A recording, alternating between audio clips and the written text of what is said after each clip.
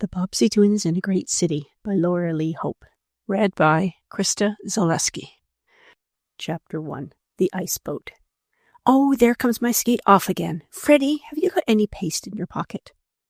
Paste, Flossie? What good would paste be to fasten on your skate?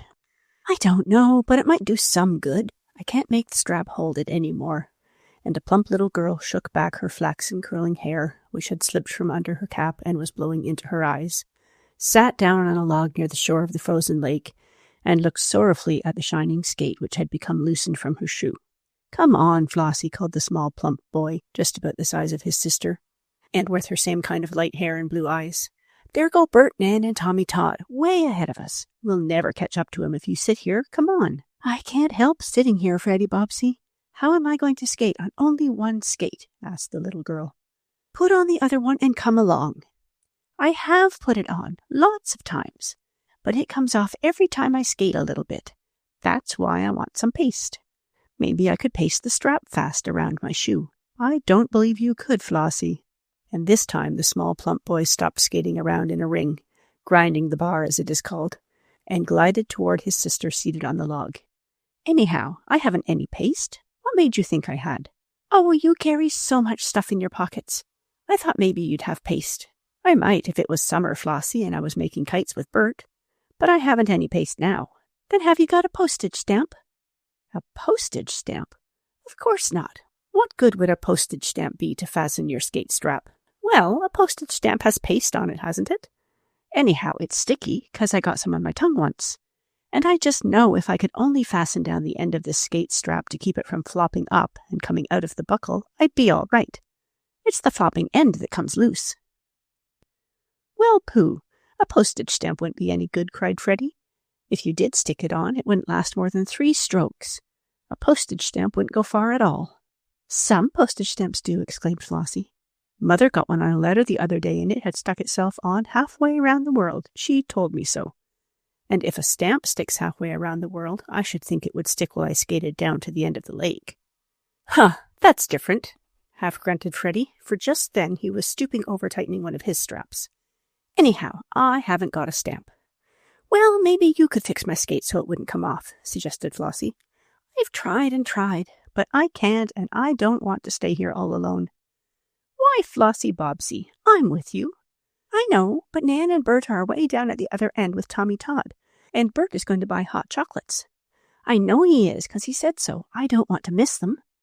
Me neither. Wait, and I'll see if I can't fix your skate, Flossie. Freddie was small. He and Flossie were the smaller pair of Bobbsey twins. But he was a sturdy little chap, and living out of doors and playing games with his older brother Bert had taught Freddie how to do many things. He put Flossie's skate on her shoe, tightened the strap, and then made it still tighter by putting some pieces of wood under the leather loop. There, he exclaimed as he stood up, having been kneeling in the snow on the edge of the lake. I guess that will hold, Flossie. Now come on, and we'll see how fast we can skate. Together the brother and sister started off. This time, Flossie's skate seemed to be all right, needing neither paste nor a postage stamp to hold it on. And in a little while the smaller twins had caught up to Bert and Nan, their brother and sister, who, with a neighbor boy named Tommy Todd, had slowed up to wait for them. What kept you? Asked Nan. Did you try to do some fancy skating, Flossie? I guess Freddie stopped to see if there wasn't a crack in the ice where he could get some water to play fireman, remarked Bert with a smile. For his small brother was very fond of this game, and his best-liked toy was a small fire engine, which, when a spring was wound, could squirt real water. No, I didn't stop at any cracks, exclaimed Freddie earnestly. Cracks in the ice is dangerous. Daddy said so. It was Flossie's skate. That's right. It kept coming off, explained the blue-eyed girl. But Freddie fixed it, and he didn't have to use a postage stamp either. Did you, Freddie? Nope. Well, I guess they know what it means, but we don't, laughed Nan, taking her small sister's hand. Come on now, you little twins. We waited for you so we could all have hot chocolate together. You didn't get cold, I hope, stopping to fix your skate, Flossie. Nope, I'm as warm as butter. What does she mean by that? Asked Tommy Todd. I often hear my grandmother say she's as warm as toast, but butter. Well, when it's winter like it is now, you have to warm your butter so you can spread it on your bread, explained Flossie. So I'm as warm as butter now. I wish I was, cried Bert. I'm getting a chill standing here waiting for you two. Come on now, skate lively and we'll soon be there. And he pointed to a little candy and soda water stand near the lower end of Lake Matoka, on the frozen surface of which the children were skating. In the little cabin, which in winter was built over the stand to make a warm place for skaters, hot chocolate and other drinks could be had, and Bert had promised to treat his brother and sisters, as well as Tommy Todd. "Don't skate too fast," begged Flossie. "My skate might come off again, though Freddie fixed it pretty good." "If it comes off again, I'll skate and carry you on my back the rest of the way," cried Bert. "I want something hot to drink." "But mind you," he cried, as he saw a mischievous look on his little sister's face, "don't you dare make your skate come off on purpose. I don't want to carry you unless I have to." "All right, Bert, I'll skate as fast as I can," promised Flossie. The five started off, Tommy Todd skating beside Flossie to help her if she should need it. Tommy was a sort of chum of both pairs of twins, sometimes going with the older ones, Nan and Bert, and again with Flossie and Freddie. In fact, he played with these latter more often than with Nan and her twin, for Flossie and Freddie had played a large part in helping Tommy at one time, as I'll explain a little later. It was a fine winter's day, not too cold, and the sun was shining from a clear sky, but not warmly enough to melt the ice. The steel skates of the five children rang out a merry tune as they clicked over the frozen surface of the lake. "Hurrah, here we are," cried Bert at last, as he skated on ahead and sat down on a bench in front of the chocolate cabin, as they called the place. He began taking off his skates. "Come on," he called to the others. "I'll order the chocolate for you and have it cooling," for there was more trouble with Flossie's skate, and Nan had stopped to help her fix it. "Don't order chocolate for me, Bert," called Nan. "I want malted milk. The chocolate is too sweet." "Guess you're afraid of your complexion, sis," laughed Bert as he went inside the little wooden house. "Oh, Flossie, take both your skates off and walk the rest of the way," advised Nan, after she had tried, without much success, to fix the troublesome strap. "We'll get there sooner." "All right," agreed Flossie. "It's a bother, this skate. I'm going to get a new pair." "Maybe a new strap is all you need," said Tommy. "You can get one in there," and he nodded toward the little cabin. A little later, the five children were seated on stools in front of the counter, sipping the warm drinks, which made their cheeks glow with brighter color and caused a deeper sparkle in their eyes. "This is great," cried Tommy Todd. "That's what," murmured Freddie, his nose deep in his cup. "Don't forget about my strap," came from Flossie. "Oh, yes," agreed Bert. "We don't want to have to drag you all the way home." The man who sold the chocolate and candy in the cabin also had skate straps for sale, and one was soon found that was due for Flossie. "Now my skate won't come off," she cried as once more they were on the ice. "I can skate as good as you, Freddie Bobbsey." "Let's have a race," proposed Freddie. "Bert and Nan can give Flossie and me a head start, because they're bigger than us." "Will you?" he asked his brother. "Yes, I guess so. A race will get us home quicker, and we're a little late." "We'll let Flossie and Freddie start ahead of me," suggested Tommy, who, being a little elder than the two smaller twins, was a little better skater.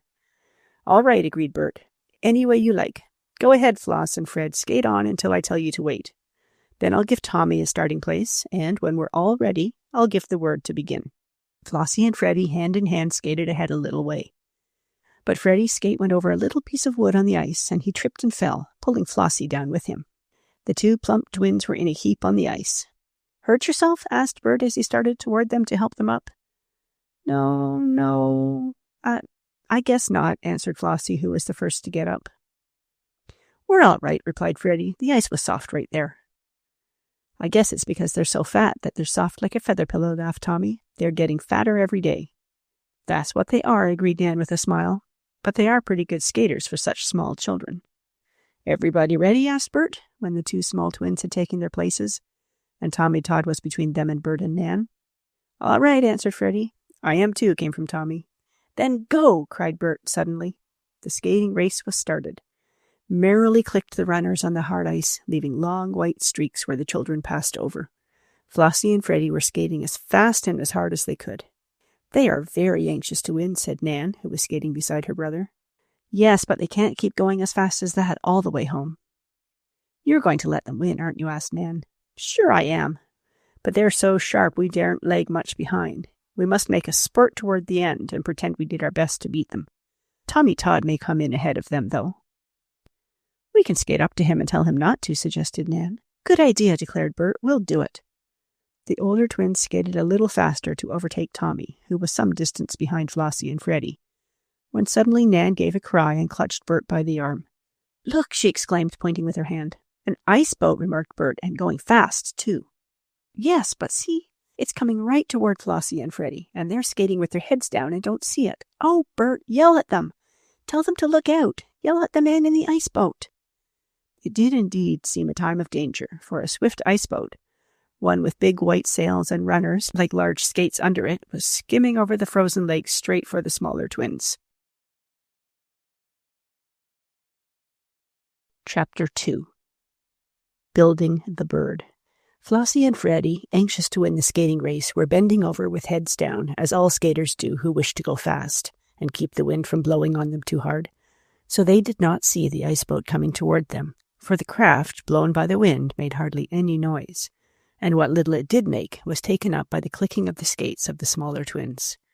"Oh, Bert, do something!" cried Nan. Yes, I will, of course." Bert shook off Nan's hand, for it was still on his arm, and started to skate toward the twins as fast as he could. He hoped to reach them in time to stop them from skating right into the path of the oncoming ice boat. But he soon saw that he was not going to be able to do this. The ice boat was coming toward the small twins faster than Bert could ever hope to skate and reach them. "Yell at them," shouted Nan. "That's the only way to stop them. Yell and tell them to look out."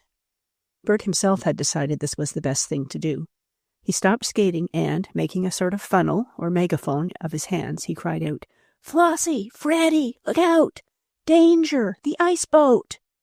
Just at this moment, whether it was because of Bert's shouts or because they were tired of going so fast and wanted a rest, the two children leading the skating race stood up straight and looked back. They saw Bert pointing toward them, and then they glanced at the ice boat. It was very close, and Flossie screamed. At the same time, the man who was steering the boat saw the children. With a shout that echoed the one given by Bert and the screams of Nan and Flossie, the man steered his boat to one side. But he made such a sudden change that, though he steered out of the way of Flossie and Freddie, he nearly ran into Tommy Todd. That small boy, however, was a good skater and stopped just in time, for he had seen the ice boat coming. Then, with a whiz and a clink of ice, as the runners of the boat scraped big chips from the frozen lake, the skimming boat shot past Nan and Bert, not doing a bit of harm, but scaring all 5 children very much. "Sorry, didn't see you. Next time." This was what the man in the ice boat shouted as he whizzed by. His last words seemed whipped away by the wind, and the children did not know what he meant.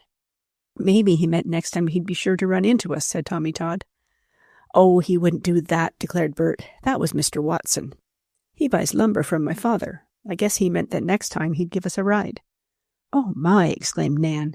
"Would you ride in one of those dangerous things, Bert Bobbsey?" "Would I? Well, just give me the chance. How about you, Tommy?" "I should say so. They're great." "Oh, I can't bear them," went on Nan. "Please let's stop and rest. My heart is beating so fast I can't skate for a while." "All right, we'll call the race off," agreed Bert. Flossie and Freddie were a little startled by the closeness of the ice boat, and they skated back to join their brother and sister. And while they are taking a little rest on the ice, I shall have a chance to let my new readers know something of the past history of the children about who I am writing. There were 2 pairs of Bobbsey twins. They were the children of Mr. Richard Bobbsey and his wife Mary, and the family lived in an eastern city called Lakeport, which was at the head of Lake Metoka. Mr. Bobbsey was in the lumber business, having a yard and docks on the shore of the lake, about a quarter of a mile from his house. The older Bobbsey twins were Nan and Bert. They had dark hair and eyes and were rather tall and slim. Flossie and Freddie, the younger twins, were short and fat, with light hair and blue eyes. So it would have been easy to tell the twins apart, even if one pair had not been older than the other. Besides the children and their parents, there were in the family 2 other persons: Dinah Johnson, the fat, good-natured colored cook, and Sam, her husband, who looked after the furnace in the winter and cut the grass in the summer. Then there was Snoop and Snap. The first was a fine black cat, and the second a big dog, both great pets of the children. Those of you who have read the first book of this series, entitled The Bobbsey Twins, do not need to read this explanation here, but others may care to. In the second volume, I told you of the fun the twins had in the country. After that, they went to the seashore, and this subject has a book all to itself, telling of the adventures there. Later on, the Bobbseys went back to school, where they had plenty of fun, and when they were at Snow Lodge there were some strange happenings, as there were also on the houseboat Bluebird. There was a stowaway boy, but there, I had better let you read the book for yourself. The Bobbsey twins spent some time at Meadowbrook, but there was always a question whether they had better times there or at home, which is the name of the book just before this one. You, who have read that book, will remember that Flossie and Freddie found, in a big snowstorm, the lost father of Tommy Todd, a boy who lived with his grandmother in a poor section of Lakeport. And it was still that same winter, after Tommy's father had come home, that we find the Bobbsey twins skating on the ice, having just missed being run into by the ice boat. My, but that was a narrow escape, exclaimed Nan as she skated slowly about. My heart is beating fast yet. So is mine, added Flossie. Did he do it on purpose? No, indeed, exclaimed Bert. I guess Mr. Watson wouldn't do a thing like that. He was looking after the ropes of the sail or doing something to the steering rudder, and that's why he didn't see you and Freddie. What makes an ice boat go? Asked Freddie. The wind blows it, just as the wind blows a sailboat, explained Bert, looking down the lake after the ice boat. But it hasn't any cabin to it like a real boat, went on Freddie, and it doesn't go in the water. Where do the people sit? An ice boat is like this, said Bert, and with a sharp heel of his skate he drew a picture on the ice. You take 2 long pieces of wood and fasten them together like a cross. Almost the same as when you start to make a kite, he went on. On each end of the short cross there are double runners, like skates, only bigger. And at the end of the long stick at the back is another runner. And this moves and has a handle to it like the rudder on a boat. They steer the ice boat with this handle. And where the 2 big sticks cross, they put up the tall mast and make the sail fast to that. Then, when the wind blows, it sends the ice boat over the ice as fast as anything. It sure does go fast, said Tommy Todd. Look, he's almost at the end of the lake now. Yes, an ice boat goes almost as fast as the wind, said Bert. Maybe someday. Oh, come on, cried Flossie. I want to go home. I'm cold standing here. Yes, we had better go on, said Nan. I'm all right now. As the 5 children skated off, no longer thinking of the race, Nan asked Bert, What are you going to do someday? Oh, I don't know. I haven't got it all thought out yet. I'll tell you after a bit. Is it a secret? Asked Nan. Sort of. Oh, please tell me. Not now. Come on, skate faster.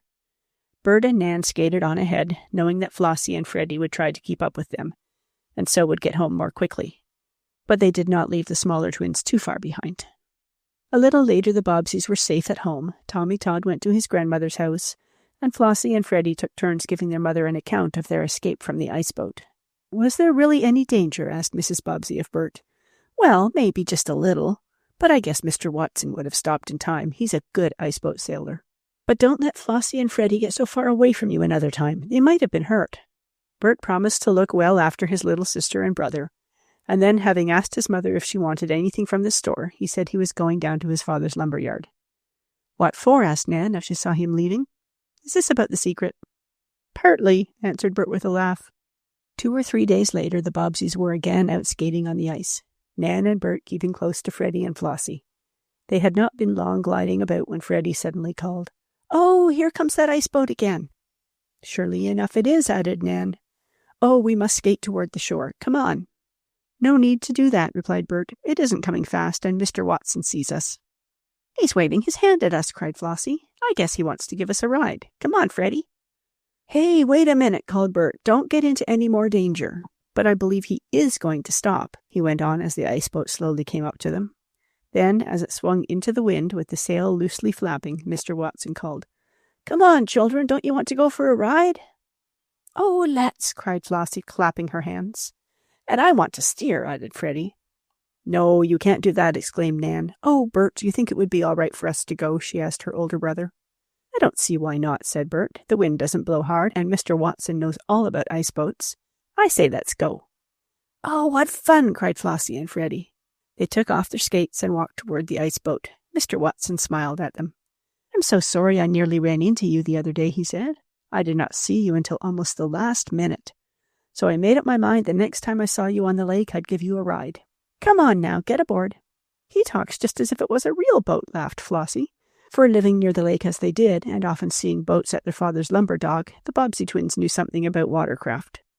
Well, of course, this isn't as big as some boats, said Mr. Watson, but it will hold all of us, I think. The children saw where there was a sort of platform with raised sides built on the center of the crossed sticks, and on this platform were spread some fur rugs and blankets. Mr. Watson saw to it that the little children especially were well wrapped, and then telling them all to hold on, he let out the sail and away flew the ice boat down the frozen lake, fairly whizzing along. My, how fast we go, gasped Nan, for really the wind seemed to take away her breath. This sure is sailing, cried Bert, and then Nan noticed that her brother was looking at different parts of the ice boat, as if to find out how it was made. Flossie and Freddie were having lots of fun holding on to one another, and also to the sides of the ice boat, for the craft slid this way and that so quickly sometimes seeming to rise up in the air, that it was like being on the back of a horse.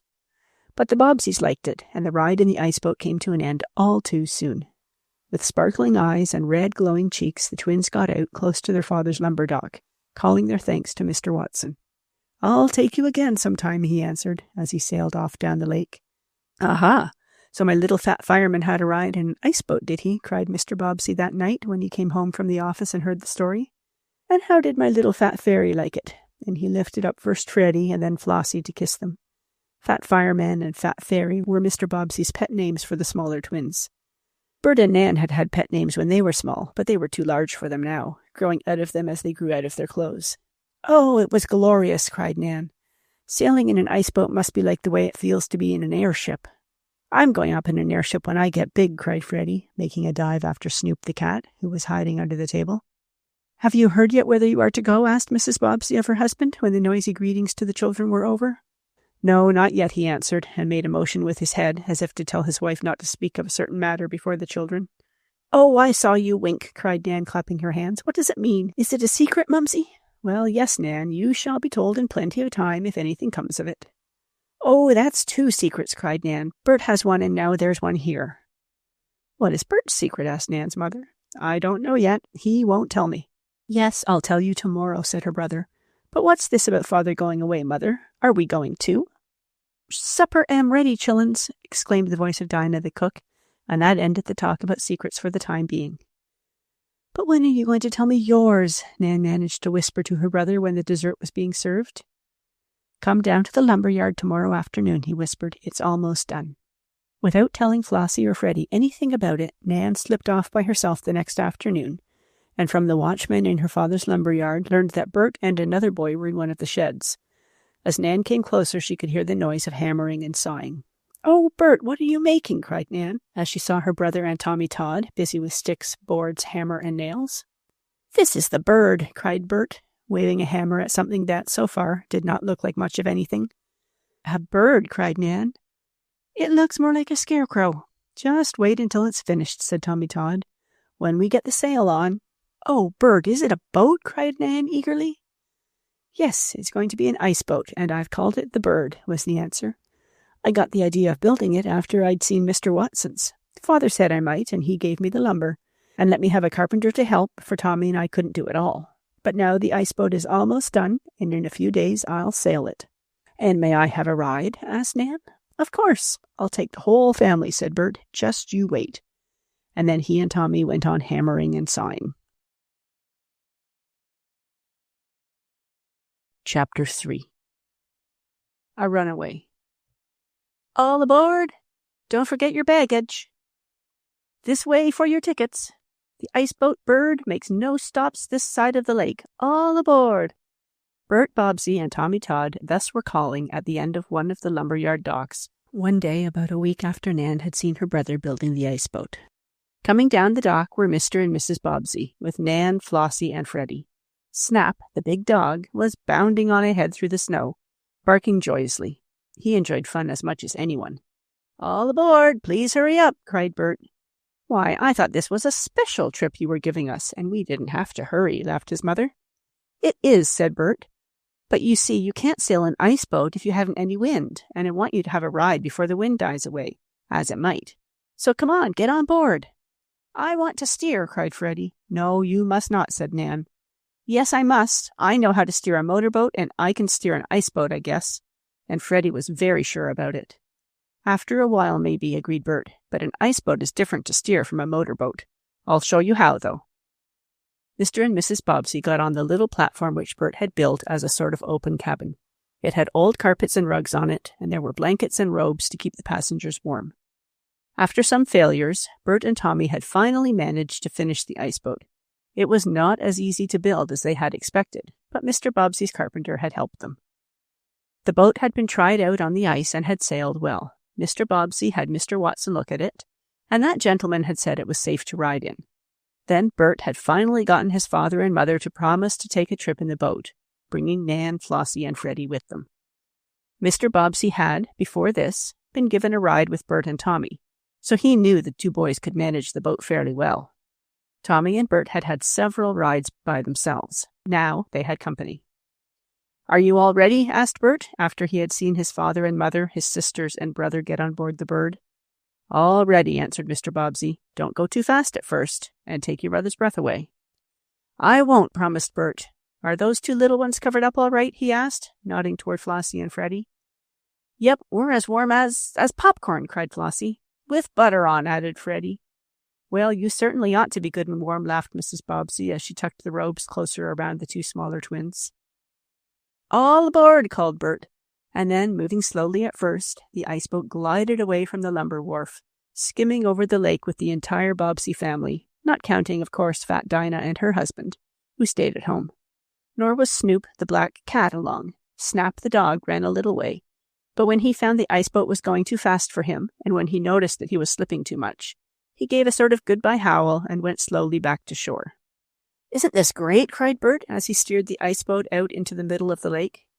"Wonderful!" cried Nan, her hair flying in the wind and her cheeks almost as red as roses. "I don't see how you made it, Bert." "Well, it wasn't easy. How do you like it, Freddie?" "All right. When can I steer?" "Oh, maybe after a little while," said Bert with a laugh. "Say, we're going fast, all right." "Yes," agreed Mr. Bobbsey. "I think the wind is getting stronger instead of dying out, Bert." "It does seem so. Well, all the better. We won't have to walk back if it keeps on this way. We can sail to the end of the lake and ride back." "Are you sure you can manage the boat yourself?" asked Bert's father. "She seems pretty big." "Oh, Tommy and I sailed her in a stronger wind than this, and we have a heavier load on now, which makes it all the safer." Mr. Bobbsey himself knew how to sail an ice boat, but he wanted to let Bert do as much alone as he could, for this is a good way for a boy to learn, if there is not too much danger. "And the worst that can happen," said Mr. Bobbsey in a whisper to his wife, "is that we may upset and spill out." "Oh, but do you really think there is any danger of that?" "Well, there may be. Ice boats often upset, but we can't fall very far."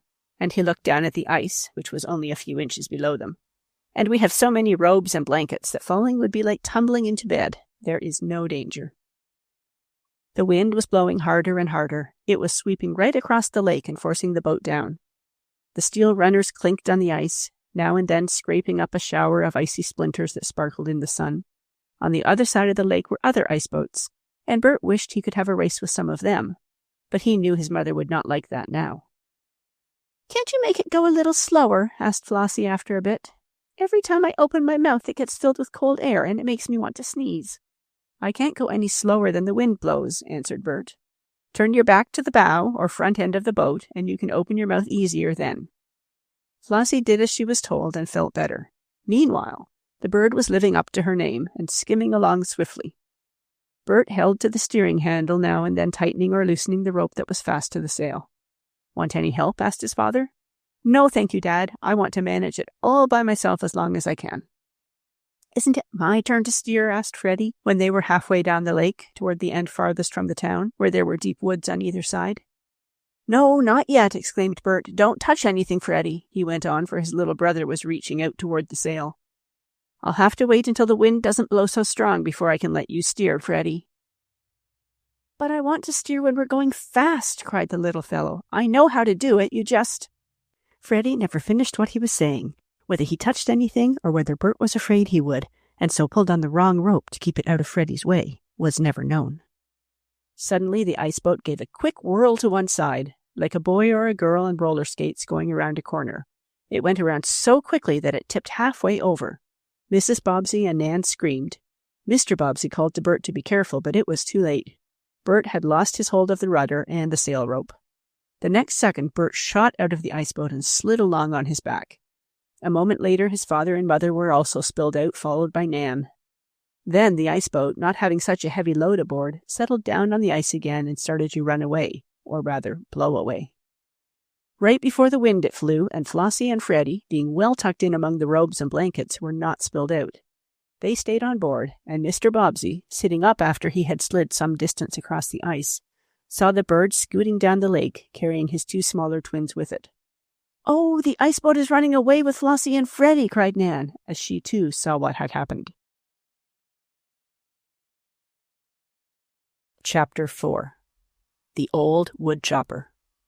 While Mr. and Mrs. Bobbsey, Bert, and Nan picked themselves up from where they had fallen and slid along the ice, The iceboat, with Flossie and Freddie snugly tucked in among the blankets and robes, was skimming down the lake, blown by a strong wind.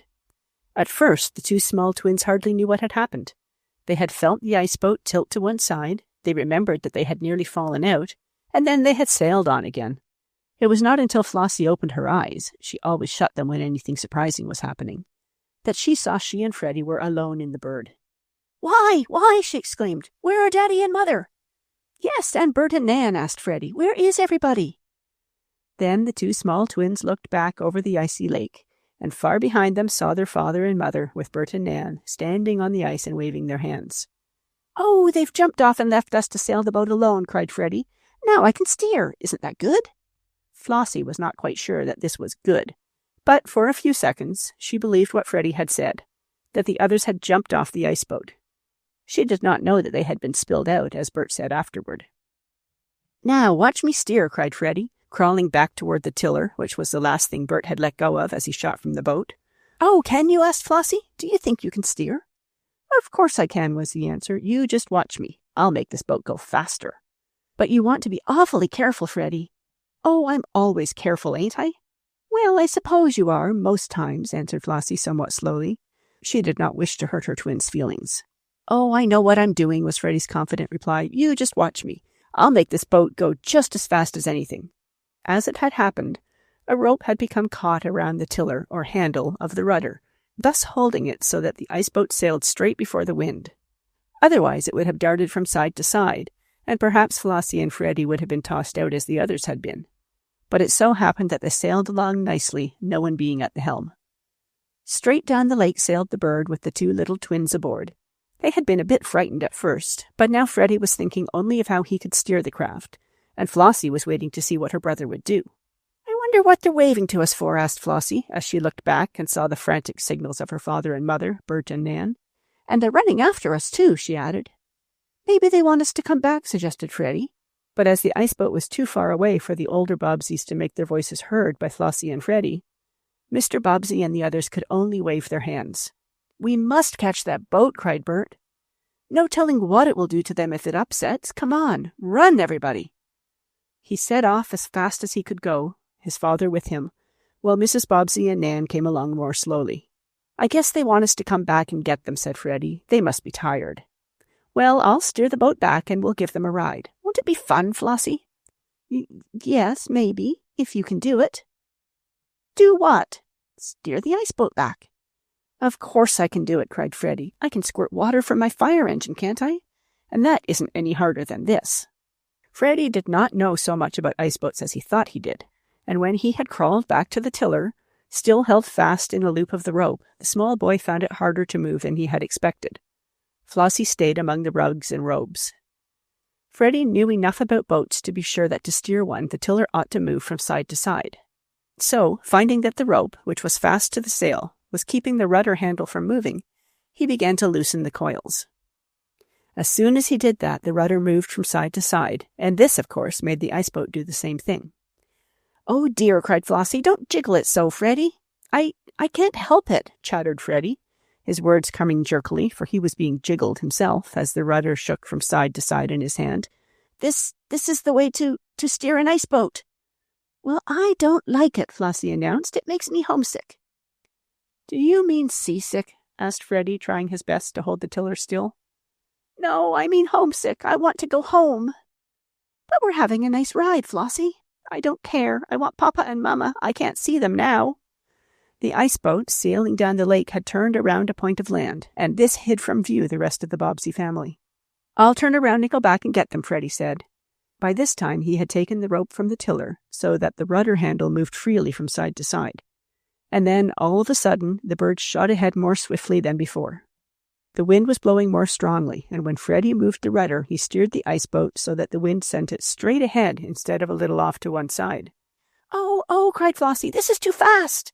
How can we stop the iceboat, Freddie? I don't know, answered the little boy. Don't you like to go fast, Flossie? Not so fast as this.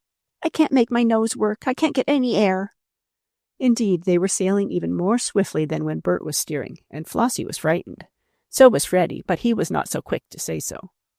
Please stop the boat, cried Flossie again. Well, I'll try, promised Freddie. I guess this is the rope you pull on, and he took hold of the one fast to the end of the sail, the rope that kept the big piece of white canvas from blowing away. Freddie pulled on this, but it could not have been the right rope, or else he pulled the wrong way. For in an instant, the iceboat seemed to stand on its ear, as Bert spoke of it afterward. Flossie and Freddie were almost tossed out. "Oh, don't do that," cried the little girl. I didn't mean to," Freddie told her. "I guess I pulled on the wrong rope. Here's another, I'll try that." By this time, the iceboat was more than 2 miles down the lake, for the wind was blowing hard, and the bird sailed swiftly. The children could not see their father, mother, Bert, or Nan now. They would soon be at the end of the lake, and before them Flossie and Freddie could see big drifts of snow near the edge of the frozen lake and between it and the forest beyond. I guess we'd better stop pretty soon," faltered Freddie. "If we don't, we'll run ashore." With all his strength, he pulled on another rope, at the same time shoving the tiller over as far from him as it would go. The result was a surprise to him and to Flossie. The iceboat turned quickly, and then, like a frightened horse, it darted toward shore.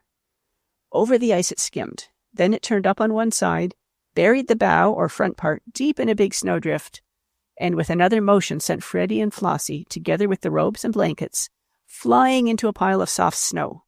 Down came the Bobbsey twins with a soft thud, not being in the least hurt. For a moment, neither of the children spoke. Then Flossie, brushing the snow from her face, looked around, and seeing Freddie near her doing the same thing, she asked, What happened?" "I guess I steered right up on shore instead of away from it," replied Freddie. "I must have turned the handle the wrong way. Are you hurt, Flossie?" "Nope. Are you?" "No. I hope the iceboat isn't broken. Bert wouldn't like that. Let's go and look." As the children floundered out of the snow, which had been left from a storm that had swept over the country before the lake had frozen, they heard a voice calling to them. Looking in the direction of the woods, they saw coming toward them an old man wearing a big ragged overcoat, a fur cap, and mittens, while over his shoulder was an axe. Oh, said Flossie in a low voice. Who's that, Freddie?"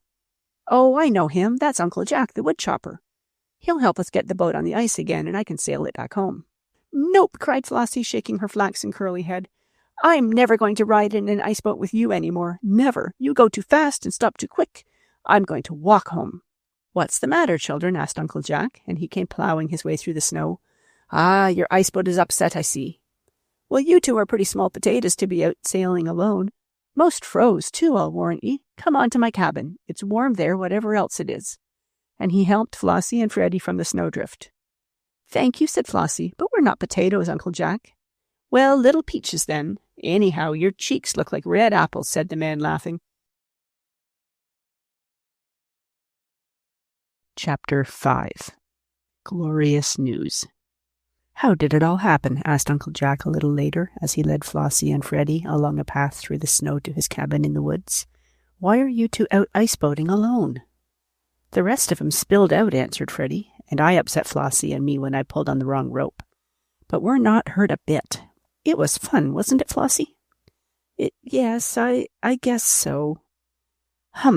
You're part of the Bobbsey Twins, aren't you?" asked the old woodchopper, who made a living by cutting firewood and kindling wood in the forest, where he lived by himself in a lonely cabin all the year round. "Yes, we're the littlest ones," answered Flossie. "Bert and Nan are bigger, but they fell off too." "So falling from an iceboat doesn't go by sizes," laughed the old man. Then, taking turns, Flossie and Freddie told the story of the runaway iceboat, and of having left the rest of their family several miles away on the ice. "We tried to stop, but we couldn't," said Flossie. "And oh dear, I wonder where Daddy and Mother are now." Flossie spoke as though it would not take much to make her cry. "Don't worry," said Uncle Jack, as everyone around Lakeport called him. "If your father and mother don't come for you, I'll take you home." It's a long way to walk," said Freddie with a sigh. "And I guess Flossie is hungry, aren't you?" he asked of his little sister. "Well, a little," admitted the blue-eyed girl twin. "How about you, little man?" asked Uncle Jack. I guess I am too," Freddie admitted. "Have you got anything to eat?" "Well, maybe we can find something in my cabin," said the old man. He had left his axe sticking in a tree near where the iceboat had run into the snowbank, and was leading the children along by either hand. Flossie and Freddie looked up into his kindly wrinkled face, the cheeks glowing red like 2 rosy apples, and they knew they would be well taken care of. Uncle Jack was a fine, honest man, and he was always kind to children, who, often in summer, would gather flowers near his lonely log cabin. In a little while, Flossie and Freddie were seated in front of a stove in which crackled a hot fire, eating bread and milk, which was the best the woodchopper could offer them. But they were so hungry that, as Freddie said afterward, it tasted better than chicken and ice cream. "Haven't you got any little girl?" asked Flossie after a while. "No, I haven't a chick or a child, I'm sorry to say." "My father would give you a chicken if you wanted it," said Freddie. "And some days we could come and stay with you." "That last part would be all right," said the old man with a smile, "but I haven't any place to keep a chicken. It would get lonesome, I'm afraid, while I'm off in the forest chopping wood. But I thank you just the same." "Didn't you ever have any children?" asked Flossie, taking a second glass of milk which the kindly old man gave her. "Never a one, though when I was a boy I lived in a place where there were 2 children, I think. But it's all kind of hazy." "Where was that?" asked Freddie, brushing up the last of the breadcrumbs from his plate. "I don't remember much about my folks. Most of my life has been spent working on farmers' land until I got so old I could not plow or cut hay. Then the man who owns this forest said I might come here and chop firewood, and I did. I built this cabin myself, and I've lived alone in it for many years." This was so, for Jack had been in the woods from the time when Bert and Nan were babies, so Flossie and Freddie had often heard their older brother and sister say. "Haven't you any folks?" asked Freddie. "Well, I seem to remember that once I had a brother and a sister, but I lost track of them and they lost me, I guess. So where they are now, if they're anywhere, I don't know. I'm all alone, I guess," and the woodchopper's face was sad. "Never mind. We'll come to see you," said Flossie with a smile. "But now maybe we'd better start home, Freddie. Papa and Mama may be worried about us." "I'll take you home if you've had enough to eat," said Uncle Jack. "Oh, we've had plenty, thank you," said Freddie, "but it's a long way to go home. If I could sail the ice boat back—" "I don't like that boat," cried Flossie. "How would you like to ride on a sled?" asked the woodchopper. "In a sled drawn by a horse with jingling bells." "That would be fine," cried Freddie, clapping his hands. "But where is he? The horse, I mean." "Oh, out in my little stable. I built a small stable as well as this cabin, for I have to haul my wood into town to sell it. I'll go get my bobsled ready and tuck you in amongst the blankets that spilled from your ice boat. Then I'll drive you home." Flossie and Freddie liked this plan and soon were snugly tucked in among their own robes, for the ice boat had upset not far from the woodchopper's cabin. "Your folks will likely be worried about you," said Uncle Jack, "so I'll get you home as fast as I can, though my horse isn't very speedy. He's getting old like myself." "You don't look old," said Flossie kindly. "Well, I am. I'm old and full of pains and aches." "Have you got a stomach ache?" asked Flossie. "If you have, my mother could give you some peppermint." "My pain is in my bones and back. Peppermint isn't much good for that. I guess I need to go to a hospital, but never mind me. I must look after you children now." Along through the snow jogged the woodcutter's horse, his bells jingling as he hauled the sled over the road that led along the shore of the lake. "What'll we do about Bert's ice boat?" asked Flossie. "I'll look after it until he comes for it," said Uncle Jack. "It isn't damaged any, and it will be all right. Few folks come down to this end of the lake in winter. I have it all to myself." "You must be lonesome," remarked Freddie. "I am, sometimes. Often I wish I had folks like other men. But it isn't to be, I reckon. G'long there, Bucksaw." "Is that the name of your horse?" "Yes, Bucksaw is his name. Pretty good for a woodchopper's horse, I guess," and the old man smiled. While Flossie and Freddie were being driven home by the woodchopper, Mr. and Mrs. Bobbsey, with Bert and Nan, left far behind on the ice when the bird upset, were much worried and excited. "What can we do?" cried Bert. "We must go after those children," exclaimed Mrs. Bobbsey. "That's what I'm going to do," Mr. Bobbsey remarked. "If I could borrow one of those ice boats over there," put in Bert, pointing towards some on the other side of the lake, "I could sail down and get them." "No more ice boats today," said Mrs. Bobbsey. "Oh, I do hope nothing happens to Flossie and Freddie." "I don't believe they'll be hurt," said their father. "Even if they fall out, they can't get much of a bump on the ice, and if they run ashore, as they're likely to do, they'll only fall in the snow. Don't worry." "But we must go after them," cried his wife. "Just what I am going to do. Bert and I will go to shore, hire a team, and drive down the lake after them. The road runs right along the lake shore, and we'll be sure to see them or hear something of them. They'll be all right." It did not take Mr. Bobbsey and Bert long to get started on the search for the missing ones, for Flossie and Freddie in the ice boat had sailed around the point of land, as I told you, and were out of sight of their folks. Mrs. Bobbsey and Nan were taken home by some friends who happened to pass the lake in their automobile, and halfway to the woodcutter's cabin, Though he had no idea the children had been there, Mr. Bobbsey and Bert met them being driven to Lakeport by Uncle Jack. "Oh, there's Daddy," cried Freddie. "And Bert," added Flossie as she saw her brother. "Your ice boat's all right," she added. "We just fell out of it." "Are you all right?" asked Mr. Bobbsey, stopping his horses. "Fine," cried Freddie, "and we had bread and milk." "Well, I'm sure I'm much obliged to you, Uncle Jack," said the children's father. "It was very kind of you." Then Flossie and Freddie told their story, and the woodchopper told of having seen them tossed into the snow, and of how he helped them out. And then Mr. Bobbsey told what had happened to him, the children's mother, Bert, and Nan. "I just pulled on the wrong rope, that's all, and I guess I steered the boat crooked," said Freddie with a laugh. "You're lucky it was no worse," remarked Bert, laughing also. "But as long as you two are all right and the bird isn't damaged, I'm glad." Mr. Bobbsey was also, and then he took the children into his sleigh, driving home with them while Uncle Jack turned back. "I like him," said Flossie, speaking of the old woodchopper to her father. "He hasn't a chick or a child, and he lives all alone in the woods." "Yes, poor Uncle Jack doesn't have a very happy life," said Mr. Bobbsey. "I must see what we can do to help him." Little was talked of in the Bobbsey home that afternoon and evening but the adventure with the ice boat, and what had happened to Flossie and Freddie when it ran away with them. The next day, Bert and Tommy Todd got the bird back and had fine times sailing in it. Flossie and Freddie, as well as some of their friends, were also given rides. But Bert cut the sail smaller so his boat would not go so fast, making it safer. When the Bobbsey twins were not ice boating, they were skating or building snow forts or snowmen. Once Flossie and Freddie built a little snow house and got inside it with Snoop, the black cat, and Snap, the dog. Everything was very nice, but the house was so small that when they were all in it, there was not room for Snap to wag his tail. And as there never was a dog yet with a tail who did not want to wag it, you can easily guess what happened. Either Snap wagged his tail in the faces of Flossie and Freddie, or he whacked Snoop with it, and as the cat did not like that, she ran out of the snow house. But Snap kept on wagging his tail, and as Flossie and Freddie made him get to one side when he did it, the only other place he had to wag it was against the sides of the snow house. Now these snow sides were not very thick or strong. They were not made to be wagged against by a big dog's tail. And all of a sudden, Snap wagged his tail right through the snow house. Then, with a swish and a swoosh, down the snow house toppled, right on the heads of Flossie, Freddie, and Snap. Snap gave a howl and dug his way out, but the two small twins were laughing so hard that it took them a little longer to dig their way out. They were not hurt in the least, however, and they thought it great fun to have the snow house fall on them when Snap's tail wagged too hard. It was about a week after the funny ice boat ride that Mr. Bobbsey came home from his office a little earlier than usual. He was smiling, and when his wife saw him, she asked, "Did it come?" "Did what come?" asked Nan. "Are we going to have a new automobile, Mother?" "Not yet, Nan." "Then what came?" "Glorious news!" cried her father, catching her up and kissing her.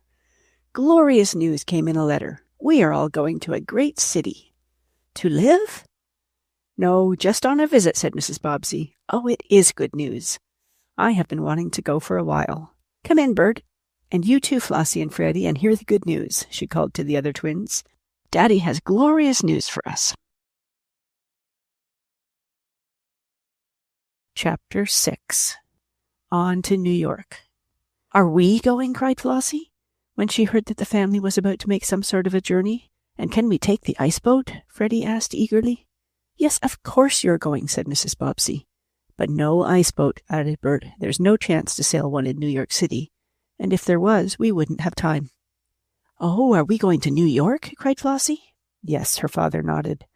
"Then I'm going to take my fire engine," cried Freddie. "They have fires in New York, don't they, Daddy?" "Plenty of them, I think. And they have big engines there to put them out. Larger ones than we have in Lakeport. But now let's get quiet so I can tell Mother and you the news." Then, with the smaller twins cuddled up on his lap and Bert and Nan seated near their mother, Mr. Bobbsey told the news. He was going to start a new business from which he hoped to make a great deal of money, and he had to go to New York to see about it. The trip would take the best part of a day from Lakeport, and Mr. Bobbsey would have to stay in the big city several weeks. He had long promised his wife that when the time came to go to New York, he would take her and the whole family with him, and that time had now come. "When can we start?" Flossie inquired. "Tonight?" asked Freddie eagerly. "Oh, indeed not," laughed his mother. "It will take at least a week to get ready, and perhaps longer." You children have to have some new clothes, and Daddy has to look after his business here. I think we will close this house, and Dinah and Sam can visit their friends." "What about Snap and Snoop?" asked Flossie. "Oh, let's take them," begged Freddie. "It would be no fun going to New York with pet cats and dogs," said Bert. "They'd only be in the way or get lost." "I wouldn't want either one of them to get lost," put in Flossie. "Then we'll leave them with Dinah," said Mrs. Bobbsey, glad that part was over. Every time they went away, it was always hard to get the younger twins to consent to leave Snoop and Snap at home. "It will be great going to New York," cried Bert. "I want to see some of the flying machines I read about. And I want to see some of the lovely stylish dresses the girls wear as they ride on Fifth Avenue," declared Nan. "Mother, do you think I could have a real dress from New York?" she asked in a whisper. "Not one that's too stylish, of course, but so I could say it came from New York." "I guess so," and Mrs. Bobbsey smiled. "But let's hear what Flossie and Freddie most want to see in New York," and she looked at the two small twins. Flossie and Freddie thought for a moment, and then the blue-eyed boy, shaking his flaxen curls, cried, "I want to see a big fire and watch the firemen put it out, but I hope nobody gets hurt." "That last part is good anyhow," said Mr. Bobbsey. "And how about my little fat ferry?" and he playfully pinched Flossie's plump leg. "What do you want to see?" Flossie did not answer at once, but when she did, she cried, "A monkey!" "A monkey?" repeated her father. "Yes, the monkeys in the park. I read about them and how they do such funny tricks in their cages. That's what I want to see, the monkeys in the park." "Oh, so do I," cried Freddie. "Can I see the monkeys and a fire, too?" "Well, I guess so," answered his father, "but we will hope no big fires occur while we are in New York. As for monkeys, I guess there will be plenty of them in the park." The children were so excited thinking about the trip to the great city of New York, they could hardly sleep that night, even though they stayed up later than usual. And the next day a busy time began. Mrs. Bobbsey had to see to getting ready the clothes for herself and the children. At this Nan helped some, but Flossie and Freddie could not, for they were too small. Bert ran on a number of errands for his father, before and after school, for the children had their lessons to do even while getting ready for the trip. Of course, they could not go to school in New York very well, but Mr. Bobbsey arranged with the teachers in Lakeport that the twins could make up when they came back any lessons they should miss. And as Nan and Bert were ahead of their class, and as Flossie and Freddie were only in the baby grade, where they did not have hard lessons as yet, staying from school would not do great harm to any of them.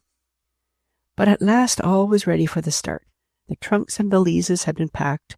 The children had said goodbye to their many friends and playmates. Dinah and Sam had gone away, and the dog and cat had been sent to board near the cook's home until the Bobbseys should come back. Mr. Bobbsey had left his business with his partner to look after, and Bert had said Tommy Todd could sail the iceboat as much as he pleased while Bert was in New York. "Well, I guess we're ready to start," said Mr. Bobbsey, when the house had been locked and the big automobile that was to take them to the station was puffing out in front. "All aboard."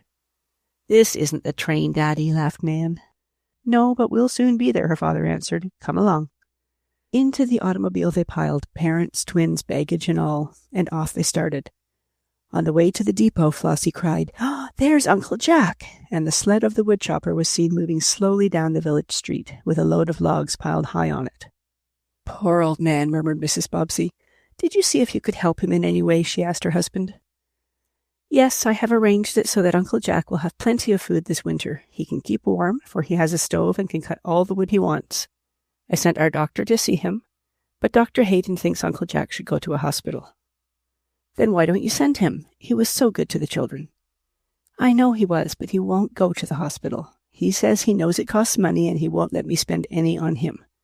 But when I come back from New York, I'll see what I can do. I think he'll be all right for a while, poor old man." Uncle Jack, sitting on top of his load of wood, saw the children in the automobile and waved to them. The Bobbsey twins waved back. "We must bring him something from New York," said Freddie. "We could get him a little toy chick, and then he wouldn't be lonesome. Maybe he'd like that," added Flossie. Little did the two small Bobbsey twins think what they would help to bring back from New York for the poor old woodchopper. The train for New York was on time, and soon the twins, each pair in one seat, with Father and Mother Bobbsey behind them, were looking out of the car windows happy and joyous as they started on their journey. They were on their way to the great city of New York. I shall not tell you all that happened on the trip. It was not really much, for by this time the twins had traveled so often that a railroad train was an old story to them. but they never tired of looking out of the windows. On and on clicked the train, rushing through the snow-covered country, now passing some small village and again hurrying through a city. Now and then the car would rattle through some big piece of woods, and then Flossie and Freddie would remember how they were tossed out of the ice boat and how they had been so kindly cared for by Uncle Jack in his lonely log cabin. It was late in the afternoon when, after a change of cars, the Bobbsey family got aboard a Pennsylvania railroad train that took them over the New Jersey meadows. They crossed 2 rivers, and then Flossie and Freddie, who were eagerly looking out of the windows, suddenly found themselves in darkness. "Oh, another tunnel!" cried Freddie. "Is it, Daddy?" asked Flossie. "Yes, it's a big tunnel under the Hudson River. In a little while, you will be in New York." And not long afterward, the train came to a stop.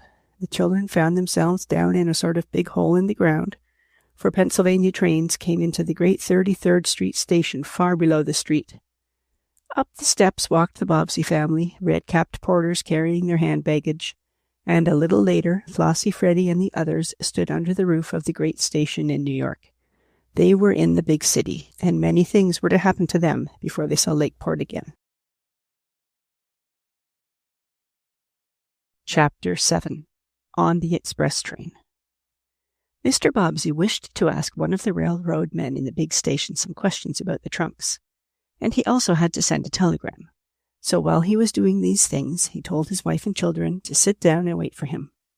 Mrs. Bobbsey led Nan and Bert and Flossie and Freddie to one of the many long benches in the large depot, but the 2 smaller twins were so excited at being in such an immense place that they had not been seated more than a few seconds before they jumped up to gaze all about them. Bert and Nan, too, though older than their brother and sister, were much astonished at what they saw.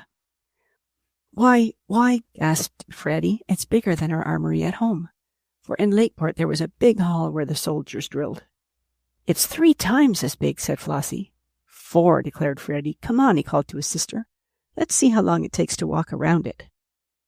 "Don't go too far away," said Mrs. Bobbsey, who, for the moment, did not realize how really large the station was. "Don't get lost," she went on. "No'm, we won't," promised Flossie and Freddie. They started off to walk around the large depot, which, as you who have seen it know, takes up a whole New York City block, or square, as you will say if you live near Philadelphia.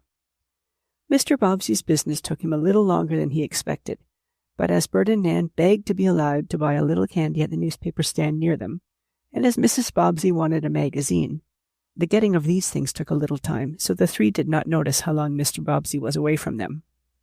When he came back, having sent his message and found out what he wanted to know, the twins' father asked, "Where are Flossie and Freddie?" "They're walking around, just seeing how big the station is," said Nan. "Trying to find out how much larger it is than our armory at home," added Bert with a laugh. "Well, I hope they don't get lost," said Mr. Bobbsey. "This place is a good deal larger than our armory. I'd better go look for them," he went on as a glance around near the newsstand did not show the 2 little ones anywhere in sight. "I'll come with you," offered Bert. "No, you'd better stay here with your mother," said his father. "I don't want you getting lost, too," and he smiled at his son. "Stay right here, I'll not be long." But if Mr. Bobbsey thought he was going to find Flossie and Freddie soon, he was disappointed. He wandered about under the big glass roof, which at first the 2 younger twins had taken for the sky, but did not see Flossie or Freddie. "Has you all done lost something, boss?" inquired one of the colored porters. "I'm looking for my 2 little children," explained Mr. Bobbsey. "They wandered away from their mother." "Oh, don't you all worry about that, boss. Chillins gets lost here every day, and we all easy find 'em again." "Oh, I'm not worried," answered Mr. Bobbsey with a smile. "But it is time for us to go, and I want them. Did you see them? 2 little ones about so high." And he held his hand a short distance above the stone floor. "They have light hair and blue eyes."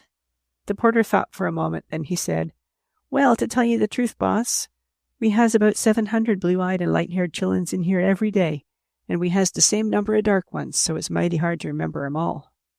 "Yes, I suppose so. Well, I'll walk about, I dare say. I shall find 'em." "I'll tell some of the other men," offered the porter. "We often has to pick up lost little ones and take 'em to the waiting room. If you doesn't find your tots yourself, stop in there."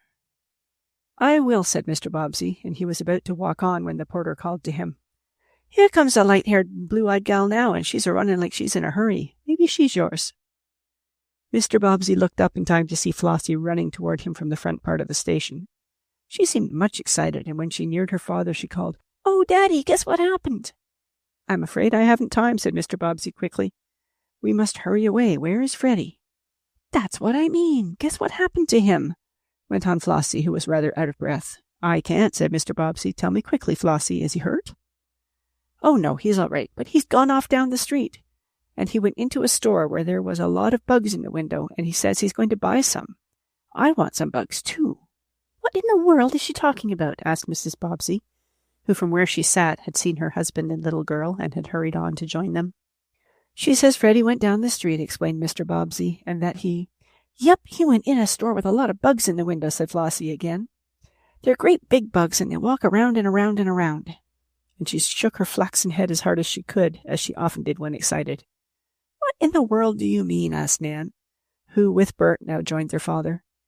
"Freddie must have gone outside the depot to go down a street," said Bert. "Maybe she means he went into an animal store, where they sell monkeys and parrots." "No, they weren't any monkeys, nor parrots either," said Flossie. "But some of the big bugs were green like a parrot, and we didn't go outdoors either." "Then show us where you did go," ordered Mr. Bobbsey quickly. "I think we can find Freddie that way." "Did you go into the store with him?" he asked his little girl. "Nope, I ran back to get the money to buy the bugs that crawl around and around and around, and go in a little door all by themselves," said Flossie, who was not breathing so fast now. "What is it all about?" asked Mrs. Bobbsey. "We seem to have found a queer part of New York as soon as we arrive." "It's over this way," and Flossie, taking her father's hand, pulled him in the direction from which she had come. Up a flight of broad stone steps she led him, the others following, until, as they approached the main entrance of the station, Flossie pointed and said, "There's the street with all the stores on it. Freddie went down there, and we stopped in front of a window where the bugs are that go around and around and—" "Yes, dear, we all know about how they go around," said her mother with a smile. "But show us where Freddie is." "Just down the street," said Flossie. "Come on." "Oh, I see what she means," exclaimed Mr. Bobbsey. "It's the arcade. This is part of the depot, the vestibule, so to speak," he went on. "It's the entrance, and it is so big that there is room for stores on either side. It does look like a street." And so it did, except that there were no automobiles or wagons in it, just people hurrying along. On either side of the arcade were stores where fruit, candy, toys, flowers, and other things were sold. You can imagine that a station which has room in it for many trains, automobiles, and thousands of people easily has room for stores also. "Come on, right down this way," called Flossie, hurrying ahead of the others. "I'll show you where the bugs are." "The bugs that go around and around and around," laughed Bert in a low tone to Nan. "Oh, I do hope Freddie hasn't gotten into any trouble," sighed Nan, who, though she was only 10 years old, felt much more grown up than either Flossie or Freddie. "Here are the bugs," cried Flossie a little later, and she stopped in front of a station toy store, in the window of which a young man was showing how big tin bugs would move along on a spring roller that was fastened beneath them. There were green, red, yellow, and spotted bugs, and they did indeed go around and around and around, as Flossie had said, and some of them steered themselves, when started by the young man, into the door of a little pasteboard house where all the toy tin bugs seemed to live. "There's Freddie now, buying a bug," cried Flossie, as she saw through the store door her brother talking to a clerk. And the clerk was showing Freddie how the bug walked on the wooden roller which answered for legs. "I want a bug too," Flossie cried, and into the store dashed the little girl. "I've brought back Papa and Mama and Bert and Nan," Flossie explained to her brother. "They all want to see the bugs." "Well," exclaimed the man in the store, "this is going to be a busy day for me, I guess," and he smiled at the Bobbsey family. "Can I have 3 of these bugs, Daddy?" asked Freddie, just as if he had caused no trouble at all by going off as he had done. "I want 3 too," echoed Flossie. "Oh, what funny-looking things!" cried Mrs. Bobbsey, as the clerk sent the bugs crawling around and around. "They are very amusing," said the salesman, "and just the thing for children. They can play many games with them and keep out of mischief." "They'll have to be pretty good to keep these youngsters out of mischief," said Mr. Bobbsey with a smile. "Yes, Freddie, you may have some bugs, and Flossie also. How about you, Nan and Bert?" "I'd rather have that small aeroplane," said Bert, pointing to one that could be wound up with a rubber band and would fly for some distance. "And I'd like that work basket," said Nan. "Well, we'll get you all something, and then we must start for our hotel," said Mr. Bobbsey. "Come, Freddie, pick out the bugs you want, and don't run away again. You might get lost even if you are only in the railroad station." "I couldn't get lost. Flossie knew where I was," said Freddie. I sent her back to bring you so you could pay for my bugs." Then the two younger Bobbseys looked over all the toy tin bugs in the station store and finally picked out those they wanted, though it took some little time. Bert and Nan's gifts were wrapped up long before Freddie could make up his mind whether to take a blue bug striped with green or a purple one spotted with yellow, finally making up his mind that the last was best. Then, after all the baggage had been collected, the family was ready to start for the hotel where they were to stay while in New York. Mr. Bobbsey wanted to get a taxicab, but Flossie and Freddie had heard of the elevated trains which ran in the air, and they wanted to go in one of them, saying it would be such fun. So, as it was almost as near one way as it was the other, Mr. Bobbsey consented, and they set off for the elevated railroad. "Oh, there goes a train," cried Flossie as they came in sight of the station, which was high above the street, set on iron pillars, some of which also held up the elevated track. "Just think, Freddie, we're going to ride on a high train." Flossie was quite excited. "I hope it doesn't fall," said Nan. "They're made strong on purpose, so they won't fall," said Bert.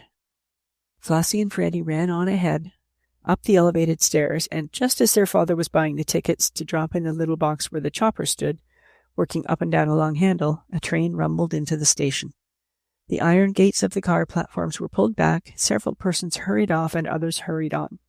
Flossie and Freddie, thinking this was the train their parents, Bert and Nan, were going to take, and being anxious to get seats near the window where they could look out, rushed past the ticket chopper, darted through the open gates, and into one of the cars.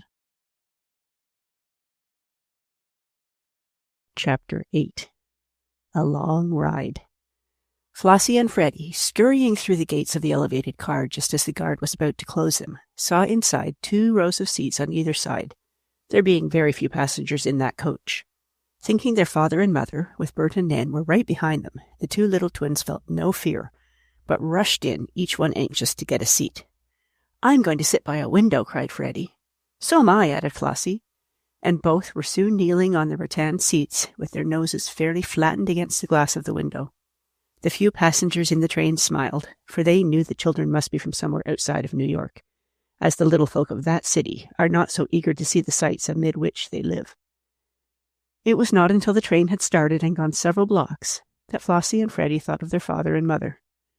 They were greatly interested in looking out of the windows and watching the train rush past at the level of the upper stories of the houses and stores along the streets. It did seem so queer to them to be riding in a train high up in the air instead of on the ground. "It's lots better than a tunnel, and I used to think they were lots of fun," said Flossie, fairly bubbling over with joy. "It's great," cried Freddie, and he flattened his nose out more than ever against the glass, trying to look around a corner. For he had seen in one window of a house a boy dropping from the window of his home a basket on a string, and Freddie wanted to see why he was doing this. It is no unusual sight in New York to see children not much larger than the small Bobbsey twins traveling about alone, so the other passengers and the trainmen, after the first few spiles, paid no attention to Flossie and Freddie. But the two themselves, after their first wonder at the sights they saw, began to think of their father and mother, as well as of Bert and Nan.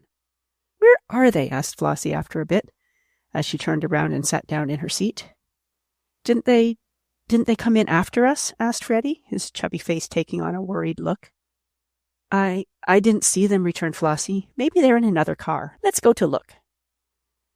To say a thing was generally to do it with the smaller Bobbsey twins, at least, and no sooner did Flossie say this than Freddie was ready to go with her on a hunt for the others. The children slipped from their seats and started for the door while the train was moving swiftly, but a guard, who was a sort of brakeman, stopped them. "Where are you youngsters going?" he asked good-naturedly. "We want our father and mother," explained Freddie. "They must be in another car." We hurried on ahead. "Well, it wouldn't be the first time that has happened," said the guard with a laugh. "But I guess you're a little too small to go navigating around from car to car when the train's moving. What's your father's name? I'll have him called out for in the other cars." "He's Mr. Richard Bobbsey of Lakeport," said Flossie, "and my mother and sister and brother are with him. My sister is Nan, and my brother is Bert. This is my brother Freddie."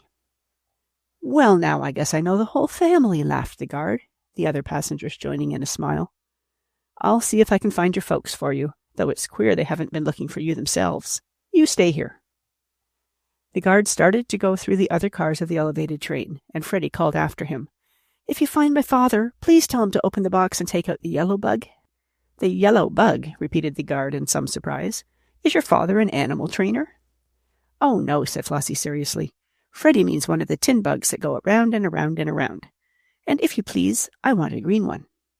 "Say, I wonder what kind of children these are anyhow," murmured the guard. "Guess they must belong to a theater or a circus." "They look nice," said a man sitting near the door. "Oh, they're all right, that's for sure. Well, I'll see if I can find their folks for 'em." Elevated railroad men in New York get used to doing queer things and seeing strange sights, so it did not cause much excitement when the guard went into the different cars calling for Mr. Bobbsey. He had to come back to his own car once to call out 42nd Street, and to open the gates to let passengers off and others on. Then he closed the gates and called out 55th Street next. After that, he went again into the cars he had not been in before and called for Mr. Bobbsey. But of course that gentleman did not answer, being a station or two behind by this time. The guard, not being able to find Mr. or Mrs. Bobbsey or Nan and Bert, came back to where Flossie and Freddie were now rather anxiously waiting. "Did you find him?" asked the children eagerly. "No, I'm sorry to say your father isn't on this train. But don't worry. I'll look out for you, and your father is sure to come for you sooner or later." "Did you find any of the bugs?" asked Freddie. "They go around and around and around," added Flossie. "No," said the guard, laughing. "I didn't. What about them?" Freddie explained what he meant and asked if the train could not be stopped while he went into the nearest toy store to buy some more of the tin-crawling toys.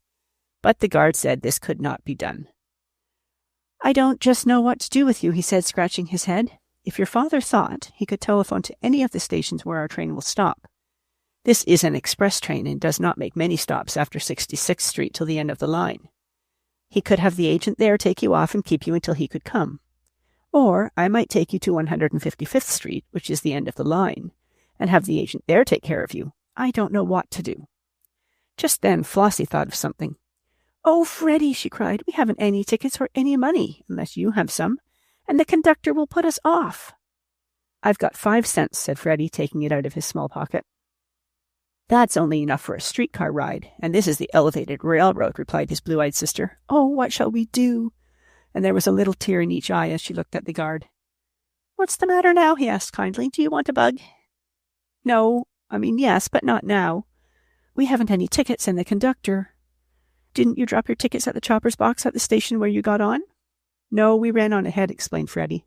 "Oh, I see. You were so small that the ticket chopper didn't see you. Well, don't worry, it will be all right. The road won't lose much by carrying you two."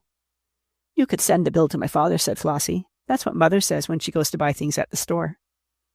"That will be all right," said the guard. "I'll see that you're not put off until the proper time comes. And you save your 5 cents, he added to Freddie, who was holding up the nickel. "You might want to buy some peanuts." "Oh, that's so. For the monkeys in the park," cried Freddie. "I forgot we were going to see them." By this time, some of the other passengers were interested in the children, asking them many questions and learning the story of their coming to New York on a visit. "They don't seem worried," said one woman, "and they're quite lost in this big city." "Oh, we've been lost before," said Flossie easily. "Lots of times." "In the woods, too," added Freddie, "and we heard funny noises. But we weren't scared, were we, Flossie?" "Nope. We'll just keep on riding until Daddy comes for us. It's fun, I think." "And we don't have to pay for it either," said Freddie with satisfaction as he put away his only piece of money. "I'm going to save this for peanuts for the monkeys." "Will you save some for me?" asked Flossie. "I'm getting hungry." "Maybe we'll eat these peanuts all ourselves," said Freddie after thinking about it for a moment. "We can get some for the monkeys later afterward. I'm hungry too." "Well, you've got quite a long trip ahead of you," said the guard in whose car they were. "It's quite a ride to 155th Street. I'll ask the gateman at the next stop if your father has telephoned about you. You just sit still." And so Flossie and Freddie in the elevated express train were having a long ride all by themselves. They were not frightened now, for they were sure their father or mother would come for them soon, as he had done the day they were spilled out of the ice boat and were taken in by Uncle Jack. "I wonder what that nice woodchopper man is doing now," asked Flossie. "Uncle Jack, I mean." "I hope his pain is better," said Freddie. "Maybe we could get him work here on the elevated railroad, chopping tickets at the station. When people drop their tickets into the glass boxes at the elevated or subway stations, they are chopped into fine pieces by the men who pump the handles up and down. Uncle Jack chops wood," went on Freddie, "and he could easily chop tickets." So Flossie and Freddie kept on with their long ride, talking and looking out of the train windows. Chapter 9. In the Store. Mr. Bobbsey bought his tickets, put his change in his pocket, and turned to gather his little party together to take them through the gate, past the ticket chopper. "Why, where are Freddie and Flossie?" he asked. Mrs. Bobbsey, Nan, and Bert, none of them had seen the little twins rush past the ticket chopper and onto the train. All began to turn here and there excitedly, looking for the blue-eyed boy and girl. Now, said Mr. Bobbsey, "don't worry. You, Bert, and your mother and Nan will wait here at the head of the stairs, while I go down to the street and see if the children went down there again. I'll not be gone long. If they are not close at hand, I'll come back to you before making further search. Now, as I said, don't worry. In a city, children are always quickly found."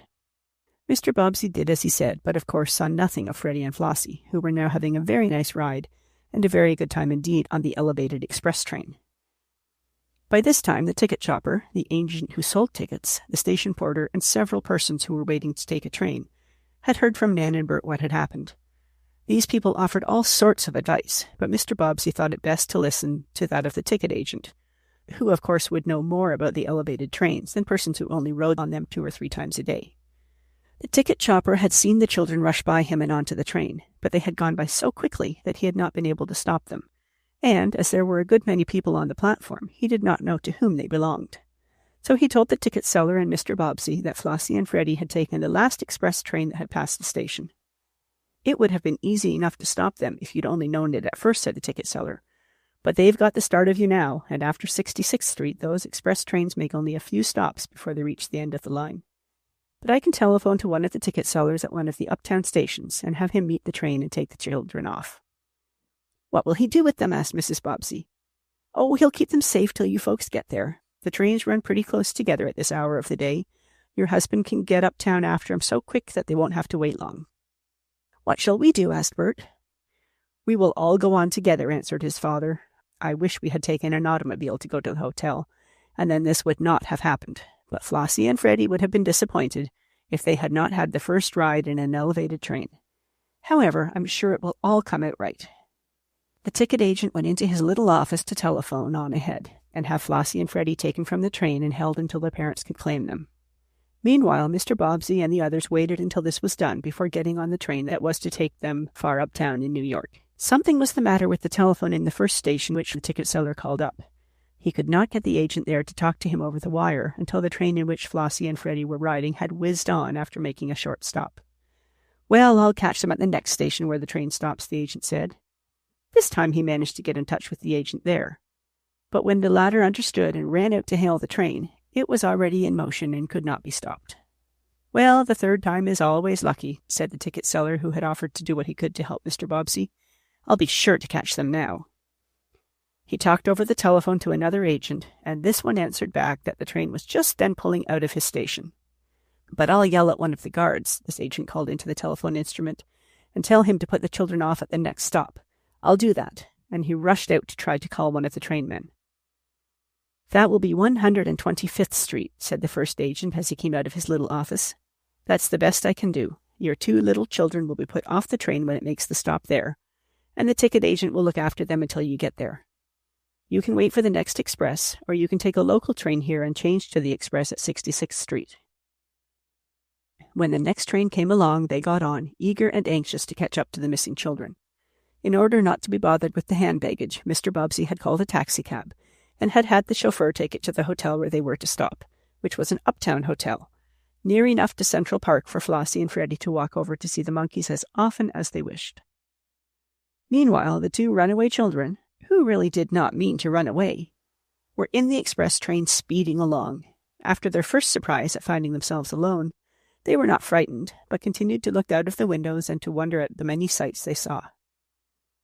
"Well, we'll be at the end of this run sometime," said the guard, who had been talking with Flossie and Freddie. "What will you do with us then?" the little boy asked. "Turn you over to the agent, unless we have some other word about you," the trainman answered. "Wait, we're going to stop here, and there may be a message." He hurried out on the platform. As the train was leaving that station, Flossie and Freddie saw the ticket agent run out waving his hand, and they heard him shout something to their guard. When the latter came into their car again, he said to Flossie and Freddie, "That message was about you 2. The agent said 2 lost children were on this train, and that they were to be put off at the next station and left until their father came for them. You're the only lost children I know of." "We're not lost so very much," said Flossie slowly, "'cause we are here. It's Daddy and the rest who are lost." "Well, they'll soon be along, coming on the next train," said the guard. "I'll turn you over to the agent at 125th Street, and you'll be all right." This was done. The train came to a stop. Many passengers got off, and a kind woman took Flossie and Freddie in charge, and saw that they got inside the elevated station, where the agent, who had been telephoned to, knew about them and was expecting them. "Now just sit right down here and be comfortable," the agent said to the Bobbsey twins. "You'll be all right, and your folks will soon come for you. I have to sit in the office and sell tickets." The kind woman called it goodbye to the children and went away. So Flossie and Freddie were left by themselves in the elevated railroad station at 125th Street. For a while they sat quietly, watching the people come in to buy tickets or get off trains. The agent did not pay much attention to them being very busy, for it was toward the close of day when the rush was like the morning, greater than at other times. "Say, what's that?" suddenly asked Flossie, holding up her chubby hand to tell Freddie to stop whistling, which he was trying to do. "What's what?" he asked, looking at his sister. "I hear music," went on Flossie. "So do I," exclaimed Freddie. They both listened, and from somewhere outside they heard the sound again. "It's a hand organ," cried Flossie. "No, it's a hand piano," said Freddie. "Hear how jiggly the tune is?" "Well, it's the same thing," Flossie insisted. "I wonder if there's a monkey with it." "Let's go downstairs and see," proposed Freddie. Once Flossie or Freddie made up their minds to do a thing, it was almost as good as done. That is, if it were not too hard. This time it seemed easy to do. They looked toward the little office in which the ticket seller had shut himself. He was busy selling tickets. "He'll not see us," whispered Freddie. "Besides, we're coming right back as soon as we see the monkey." "And we'll give him some peanuts," added Flossie. "You can buy some with your 5 cents, Freddie, and we won't give them all to the monkey. I want some." "So do I. Come on, we'll go down." The agent seemed to have forgotten them. At any rate, his door was closed and he could not see them. None of the passengers hurrying in to buy tickets paid any attention to the Bobbsey twins. So, hand in hand, Flossie and Freddie went out of the station and down the long stairs to where they could hear the music of the hand piano. It was being played by an Italian man in the street, almost under the elevated station, and as Flossie leaned over the stair railing to look down, she cried out, "Oh, there is a monkey, Freddie! That man has it on a string." "That's good. Do you see peanuts anywhere?" "Yes, there are some at the stand near the bottom of the stairs. Don't lose your 5 cents." "I won't." Freddie hurried down with Flossie. He bought a bag of peanuts, and the children hastened across the street to where a little crowd of boys and girls stood in front of the hurdy-gurdy, or hand piano, listening to the music and watching the monkey. This will draw a crowd, even in New York, where there are many more and stranger sights to be seen. "Oh, isn't he cute?" cried Flossie, tapping her feet on the sidewalk in time to the music. "He's coming over this way," said Freddie. "I'm going to give him a peanut. But don't let him get the whole bag." "I won't. Here, Jacko, have a peanut." And Freddie held one out to the hurdy-gurdy monkey. The long-tailed animal lost no time in making a grab for it, and soon he was chewing it hungrily. The man grinding out the music shook the cord which was fast to a collar around the monkey's neck. What the street piano man wanted was pennies and 5-cent pieces put in the monkey's red cap. Peanuts were good for Jacko, but money was better for his master. The monkey well knew what the jerks meant on the cord around his neck. They meant he must scramble around in the crowd and hold out his cap for pennies. The monkey would much rather have eaten peanuts, but even monkeys cannot do as they like in this world. So, with a chattering sound and with another look at Freddie, who tossed him a peanut, the monkey, catching the dainty in one paw, started to try to collect some money. But he must have been a hungry little monkey, for when he looked at Flossie and saw on her hat what he thought were red cherries, that monkey made up his mind to get some of them if he could. Though the cherries were made of celluloid, they looked very real, and they might have fooled even a boy or girl, to say nothing of a monkey. So, with a quick bound, Jacko, which seems to be the name of all those long-tailed chaps, was perched on Flossie's shoulder, tearing at her hat with 2 paws, trying to pull off what he thought were ripe red cherries. "Oh, oh!" screamed Flossie. "Oh, stop!" "Wait, I'll get a hold of him," cried Freddie. Come away from the little girl," yelled the piano Italian. Some in the crowd laughed and others screamed.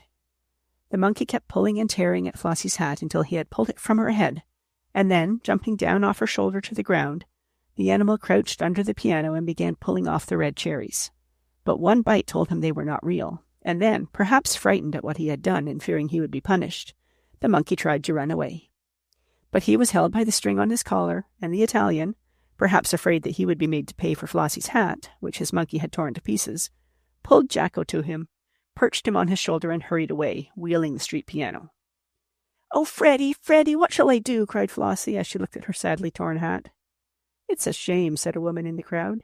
"You'll need a new hat, little girl," said another woman. That gave Freddie an idea. If his sister needed a new hat, he was the one to help her get it. He looked up and down the street. Across the way was a large dry goods store, in one of the windows of which were many hats and other things for girls and ladies to wear. "Come on, Flossie," cried Freddie, clasping her hand. "I'll take you there." "Where?" she asked. Tears had come into her eyes when the monkey took her nice new hat, but she did not really cry. "Where are you going to take me, Freddie?" she asked. "Over to that big store, and we'll buy a new hat for you," said the little fellow. "Then we'll go back to the station and wait for Daddy and the rest. Come on, I'll get you a new hat." Flossie wondered how Freddie was going to do it, but she did not ask. Leaving the torn hat in the street, she went with her brother. He led the way into the big store, which, though it was not one of the large ones of New York, was much bigger than any in Lakeport. "Well, little ones, what can I do for you?" asked one of the tall men in the store as Flossie and Freddie strolled in. "Are you with your parents?" "No, sir, we're all alone," spoke up Freddie. "We were lost on an express train, but we're waiting for my father and mother and Bert and Nan. But a monkey chewed up Flossie's hat, and I want a new one for her. You sell hats, don't you?" Chapter 10. Lost Underground. Flossie and Freddie looked up at the tall man, who smiled kindly down at them. He seemed to be laughing at something, though whether it was Flossie's flaxen hair, now rather tangled because the monkey had pulled off her hat, or because Freddie looked so funny asking his question, the children could not tell. "So you want a hat for the little girl?" asked the floor walker, as the man was called.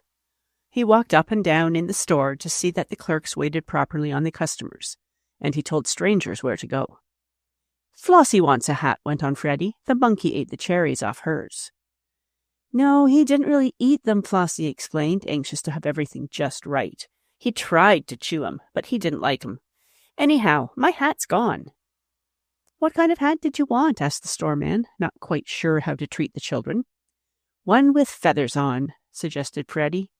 "No, I want one with flowers on," insisted Flossie. "How much did you want to pay?" asked the man, shaking his head in a puzzled way. "My father will pay," replied Freddie. "You just send the bill to him. Mr. Richard Bobbsey of Lakeport.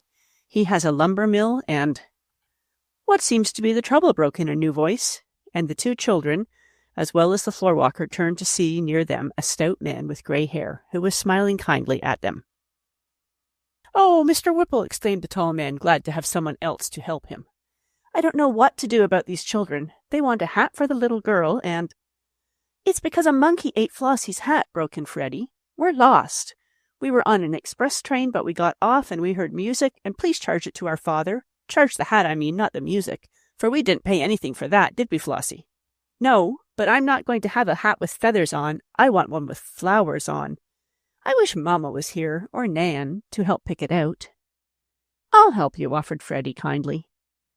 "I guess you had better come with me," said the stout man, who, as the children learned afterward, was Mr. Daniel Whipple, owner of the big store into which Flossie and Freddie had wandered. "I'll take you up to my office," Mr. Whipple went on, "and you can tell me about yourselves. I'll try to find your folks for you." "And can I get a hat?" asked Flossie. "Yes, I think so," the store owner answered. "Send one of the clerks from the children's hat department to my office with some hats that will do for this little girl," he went on, and the floor walker said he would. "We'll be all right now, Flossie," said Freddie as they followed their new friend. In a little while, Flossie was fitted with just the hat she wanted, and Mr. Whipple was listening to the story told in turn by the two children. "Your father is probably on his way up to get you now," said Mr. Whipple. "He'll expect to find you in the elevated station, but you will not be there. I'll send one of my clerks over to tell the agent you are here, and to send your father over when he comes. But I think I'll keep you two tots here because we might get lost again." "We get lost lots of times," said Freddie with a smile. "It's nice here. I like it. And very much at home."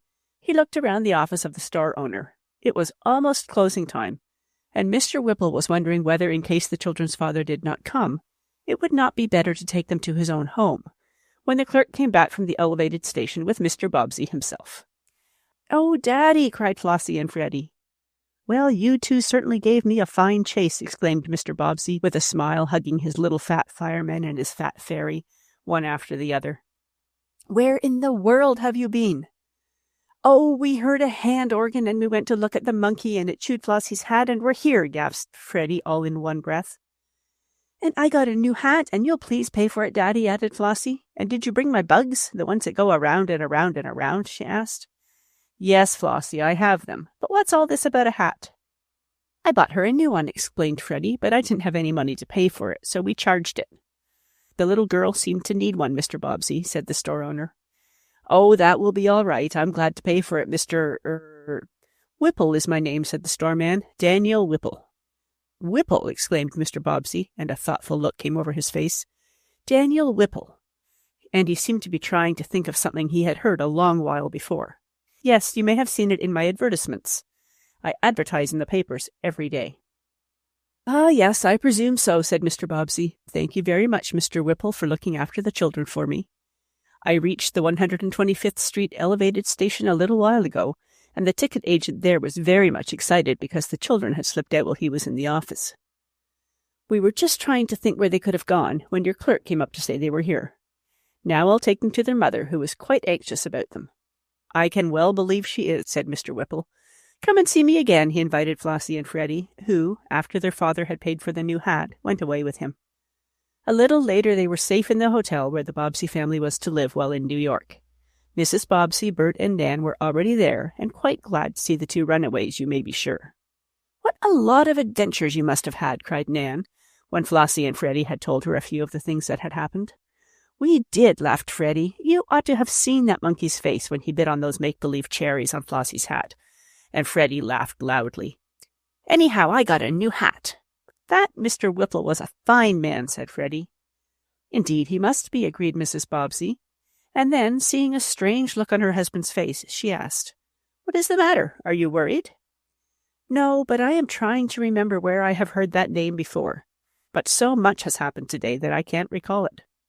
It had been, indeed, a full day since the Bobbsey twins had left their home in Lakeport that morning, and Mrs. Bobbsey insisted on Flossie and Freddie at least going to bed early.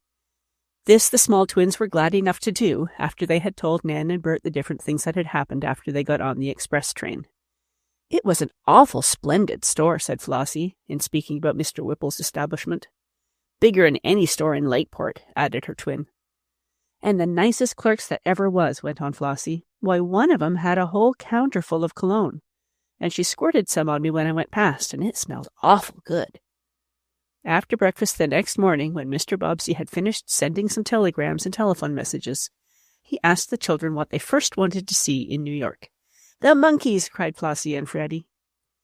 "I want to go on Fifth Avenue and see the lovely shops and stores," said Nan. "And I want to go to the History Museum and see the stuffed animals and the model of a whale," said Bert, who had been reading of this. "Well, how would you like to go and see some live fish?" asked Mr. Bobbsey.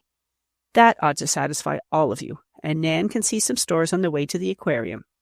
I have to go downtown in New York," he said to his wife, "and I can take the children to the aquarium at the Battery as well as not." "All right," said Mrs. Bobbsey. "If you'll do that, I'll stay here and rest. Afternoon will do for me to go out. Now mind, Flossie and Freddie, don't get lost again." The small twins promised they would not, and soon all four were on their way downtown with their father. This time they went in the subway, or underground road, which, as Freddie said, was like one big, long tunnel. "We'll get out at the Brooklyn Bridge or City Hall Park," said Mr. Bobbsey. "I have to see a man in the City Hall, and from there we can walk to the Battery as it's a nice day. Or we can ride if you get too tired." The children were sure they would not get too tired, and a little later they all got out at the subway station at Brooklyn Bridge. There were many persons hurrying to and fro, trains coming in and going out, and lights all over, making the children think it was night, though it was in the morning.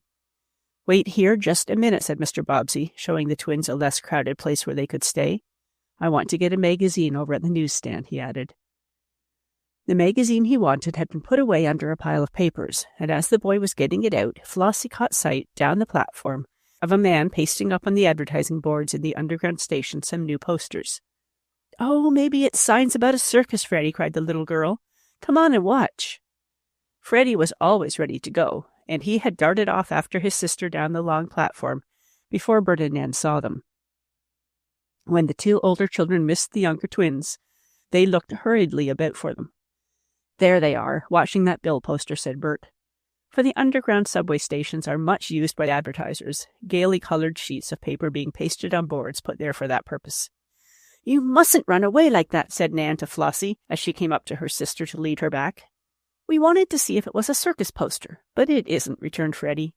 Well, come on back. Daddy will miss us, declared Bert. He started back, at least he thought he did, for the place where their father had told them to wait. But the subway station under the New York sidewalks was so large and rambling, there were so many stairways leading here and there, up and down, and there were so many platforms, that it is no wonder Bert went astray. Where are you going? Asked Nan at last.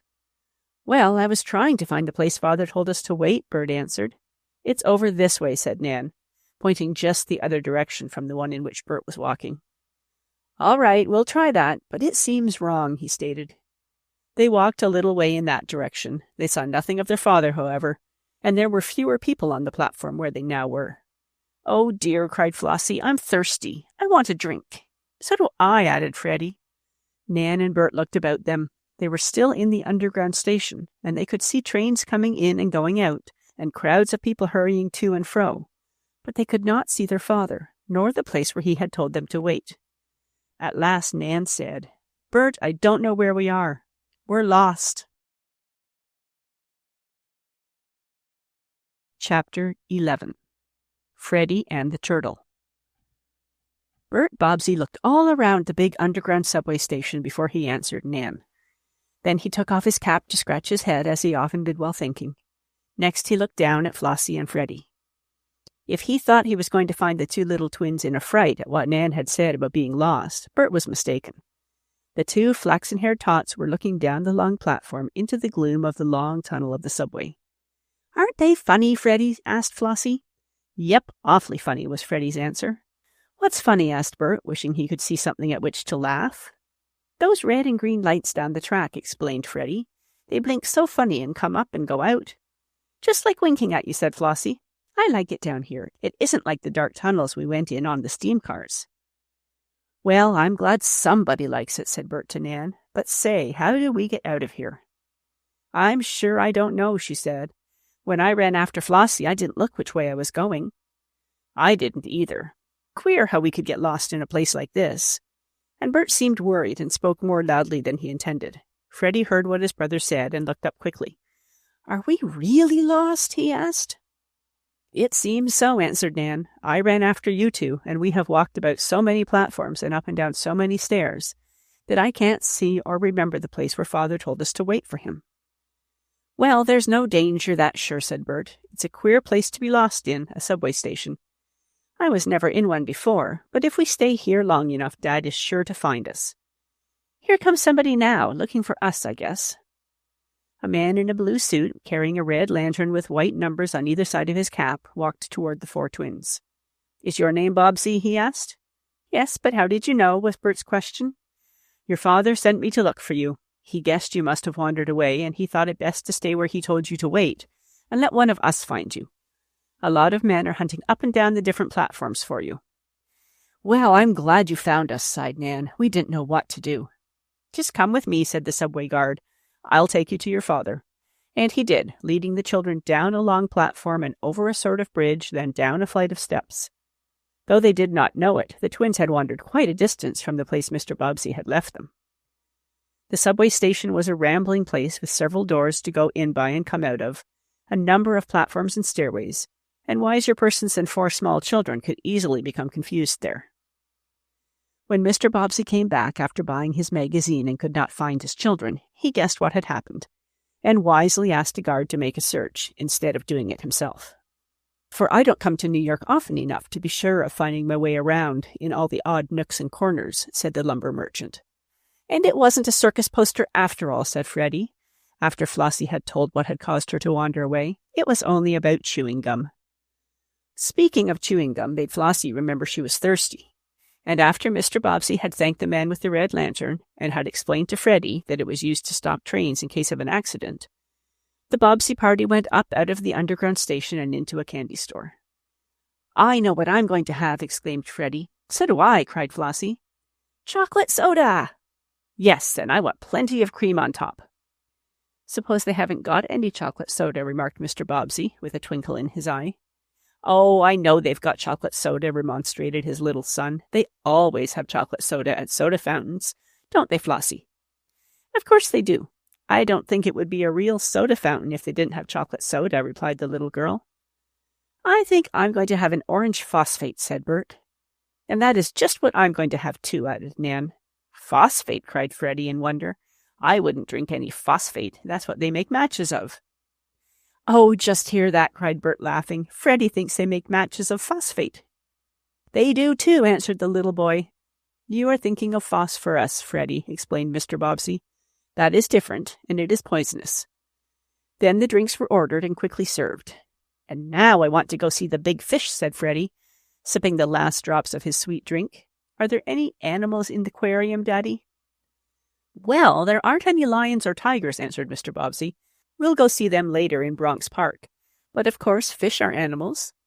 It won't take me long to run into City Hall and see my friend. Then we'll go to the aquarium. Left on the top steps of the City Hall building, this time the Bobbsey twins were found safely there when their father came out. And a little later they were on their way to Battery Park in a Broadway streetcar that ran on the ground. We've ridden under the ground in the subway, over the ground in the elevated, and now we're riding on the ground, said Nan. New York is a funny place. The aquarium, as those of you know who have seen it, is in the round, brownstone building on a point of land almost at the very end of the island of Manhattan. It is where the North and East rivers come together to form New York Bay. And years ago, this building was where the immigrants, or people who came to the United States from other countries, were kept for a while until they could be sent out west or down south or wherever they wanted to go. Now it is a place where many fish, big and little, ugly and beautiful, are shown in tanks of water so the boys and girls can see what strange things there are in the ocean, rivers, and lakes of this world.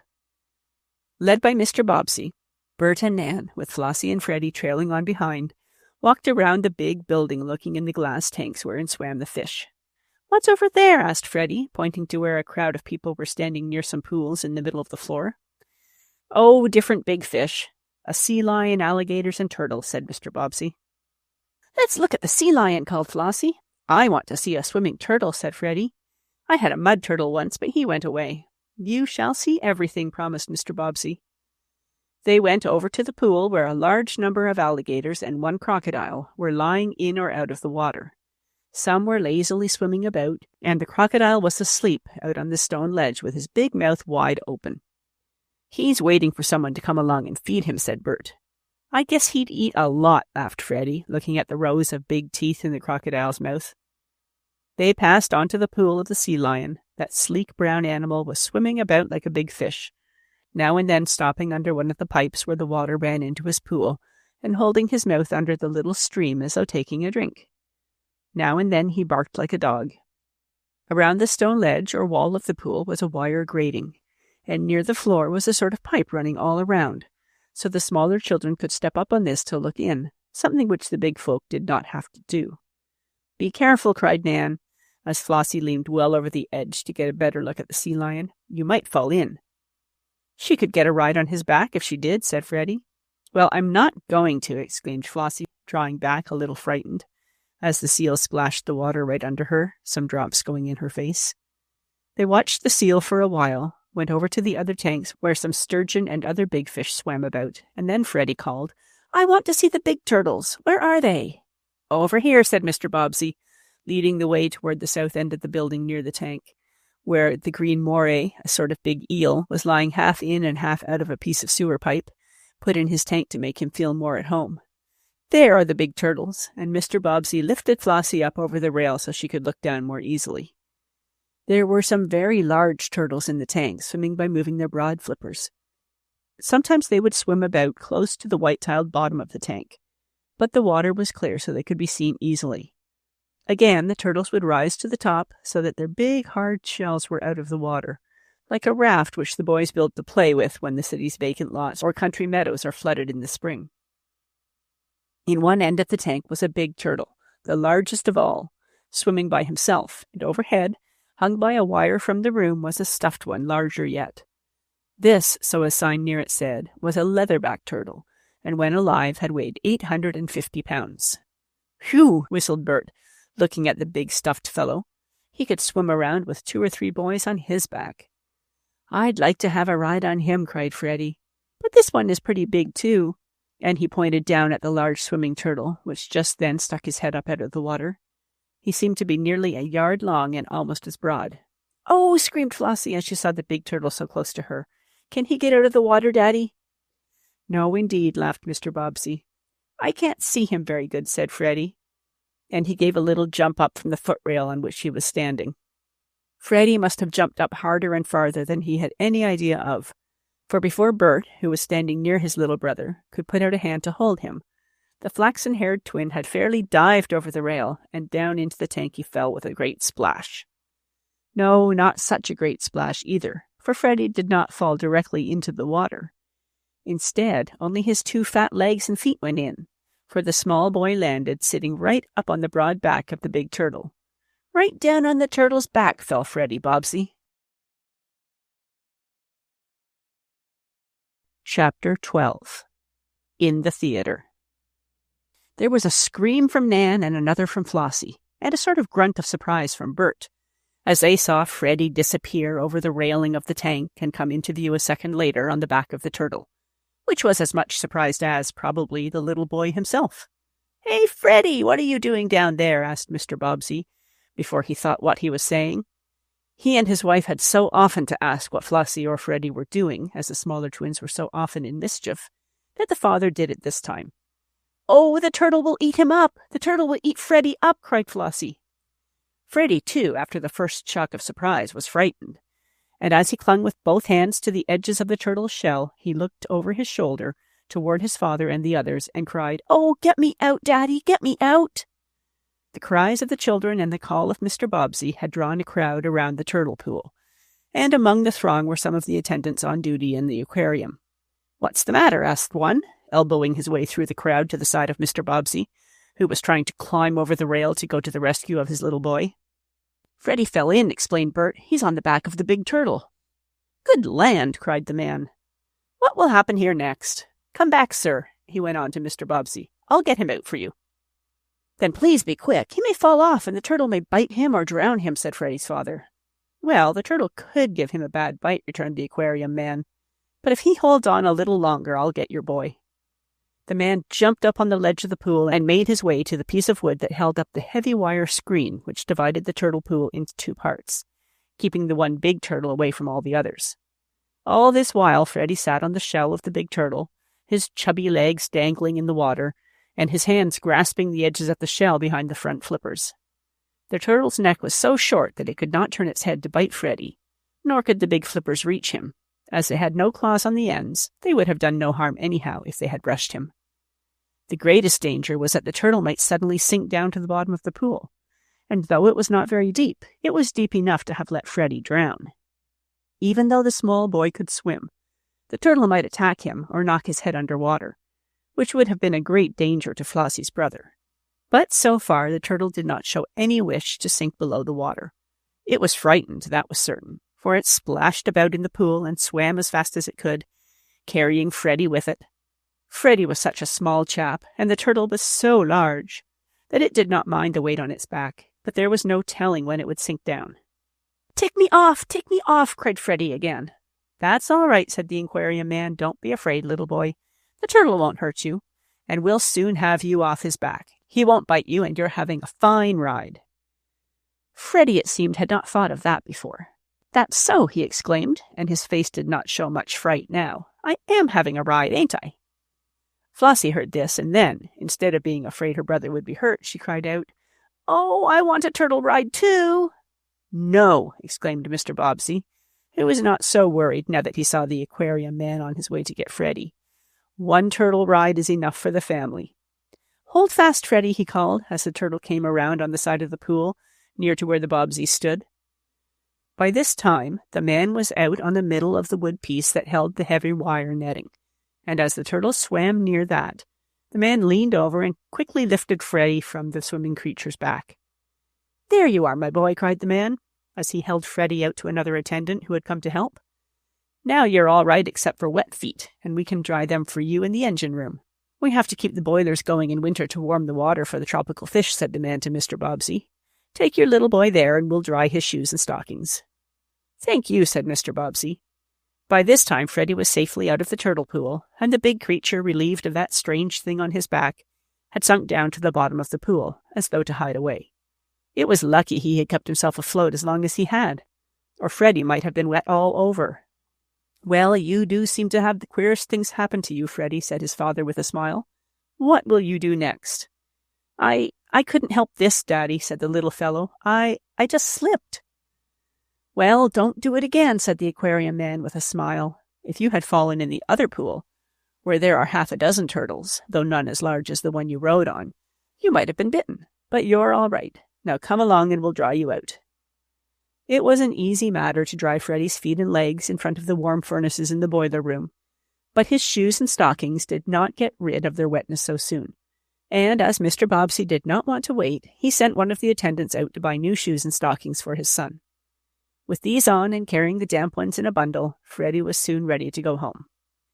"I guess I've had enough of the aquarium," he said. "Anyhow, I had a funny ride."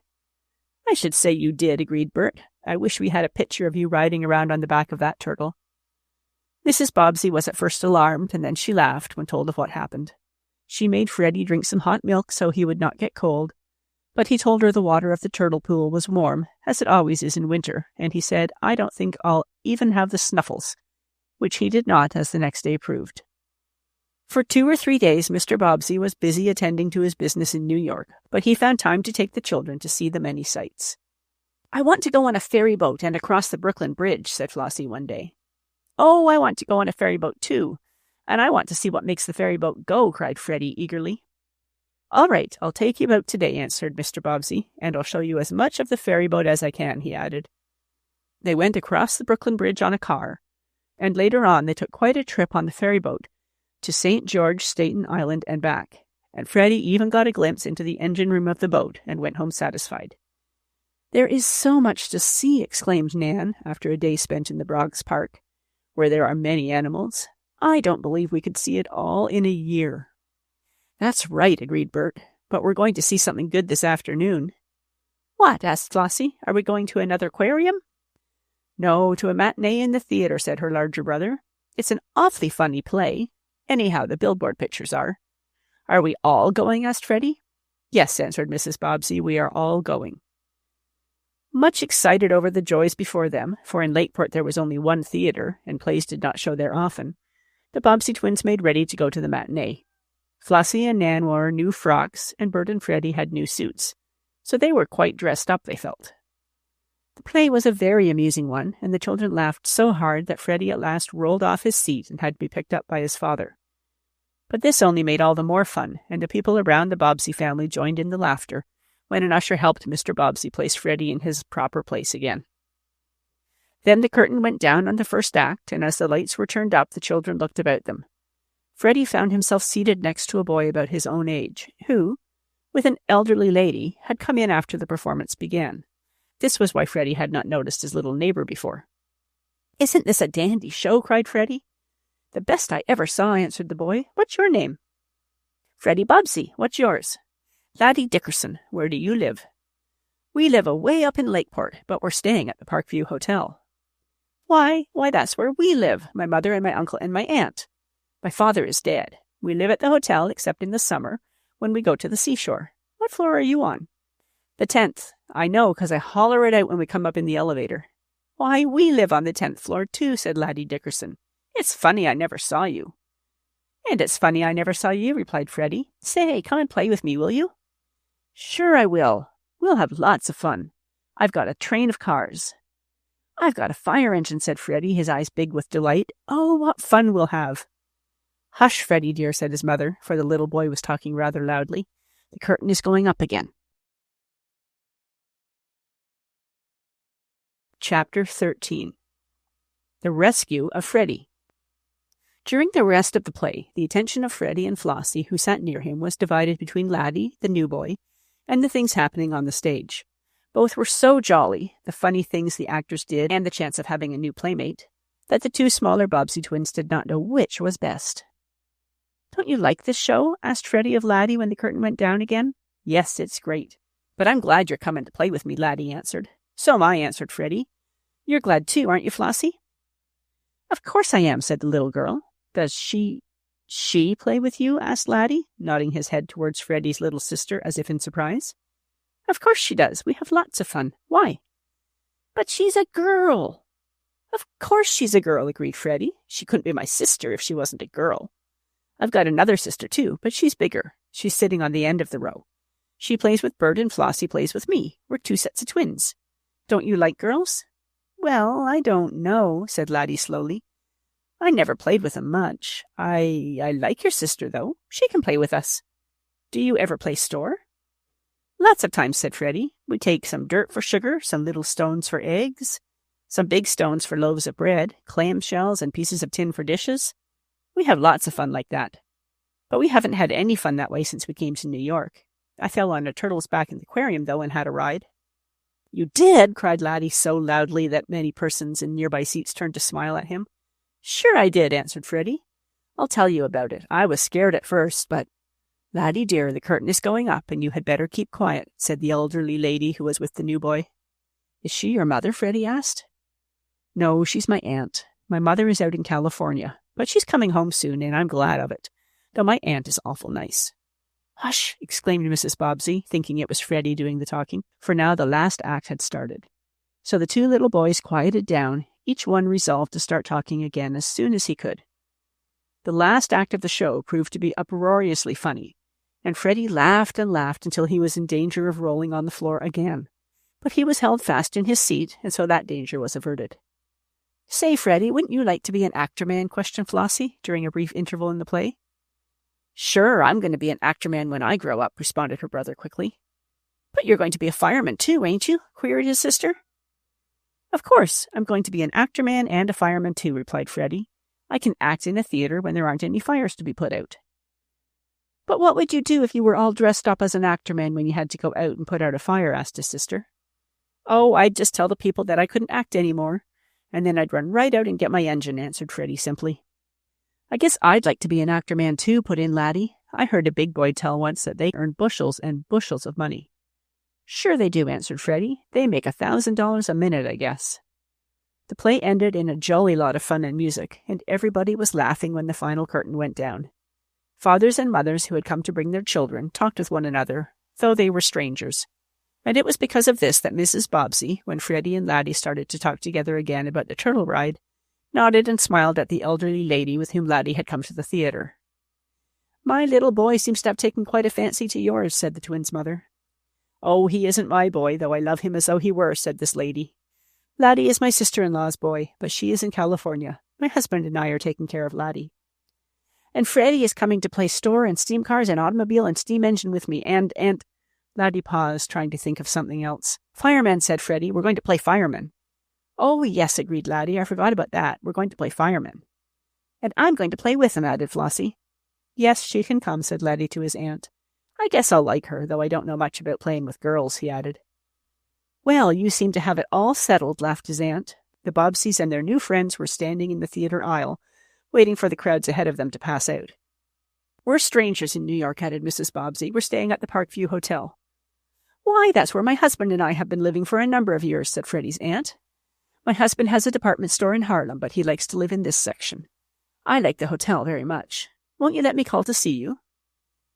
Mrs. Bobbsey said she would be very glad to, and so the two ladies, having thus met, became friends, which Laddie and Freddie had done a little while before. Laddie's aunt, whose name was Mrs. Whipple, said she would be glad to have Freddie and Flossie, as well as Nan and Bert, come in to play with Laddie. Though I'm afraid your two larger twins are rather old for our small boy, said Mrs. Whipple, who had no children of her own. Yes, Nan and Bert are getting a little older, said Mrs. Bobbsey, but Freddie and Flossie will be delighted to have a new playfellow. So it was arranged that the next day the two small twins were to go to the Whipple apartment to play with Laddie, and Flossie and Freddie could hardly wait for that time to come. Oh, I think New York is just the nicest place, said Flossie, as she talked with Freddie about whether or not she might bring one doll with her when she went to Laddie's hotel home. It's dandy, said Freddie. Don't you wish you were coming with us, Bert? Pooh, Dad is going to take me to see the airships go up and down at Governor's Island. They go up even in winter, for the airmen want to get used to the cold, I guess, said Bert. "Oh, I want to see the airships," cried Freddie. "Can't Daddy take me too?" he asked his mother. "Well, not this time, Freddie," said Mr. Bobbsey. "You and Flossie are going to have some fun with Laddie. I'll take you later." And with this, the small twins had to be satisfied. So while Nan and Bert were taken downtown to get a glimpse of the airships flying over New York Bay, which the bird-like craft did in charge of Army officers who wished to learn to fly, even when there was snow on the ground, the small twins, taking some of their toys with them, went to the hotel rooms where Laddie Dickerson lived with his aunt. "Did you bring the bugs that go around and around and around?" asked Flossie, as their mother knocked at Mrs. Whipple's door. "Yep," answered Freddie, "and I brought my toy fire engine, too. I wonder if she'll let us squirt real water." And he nodded toward the door that was not yet opened by Laddie's aunt. "You mustn't do that unless you are told you may," said Mrs. Bobbsey. "If you squirt water, you may spoil the wallpaper." "We'll be careful," promised Freddie, and then Mrs. Whipple's maid opened the door, and the twins went in to have a good time. Laddie was very glad to see them, and he was much amused at the go-around bugs.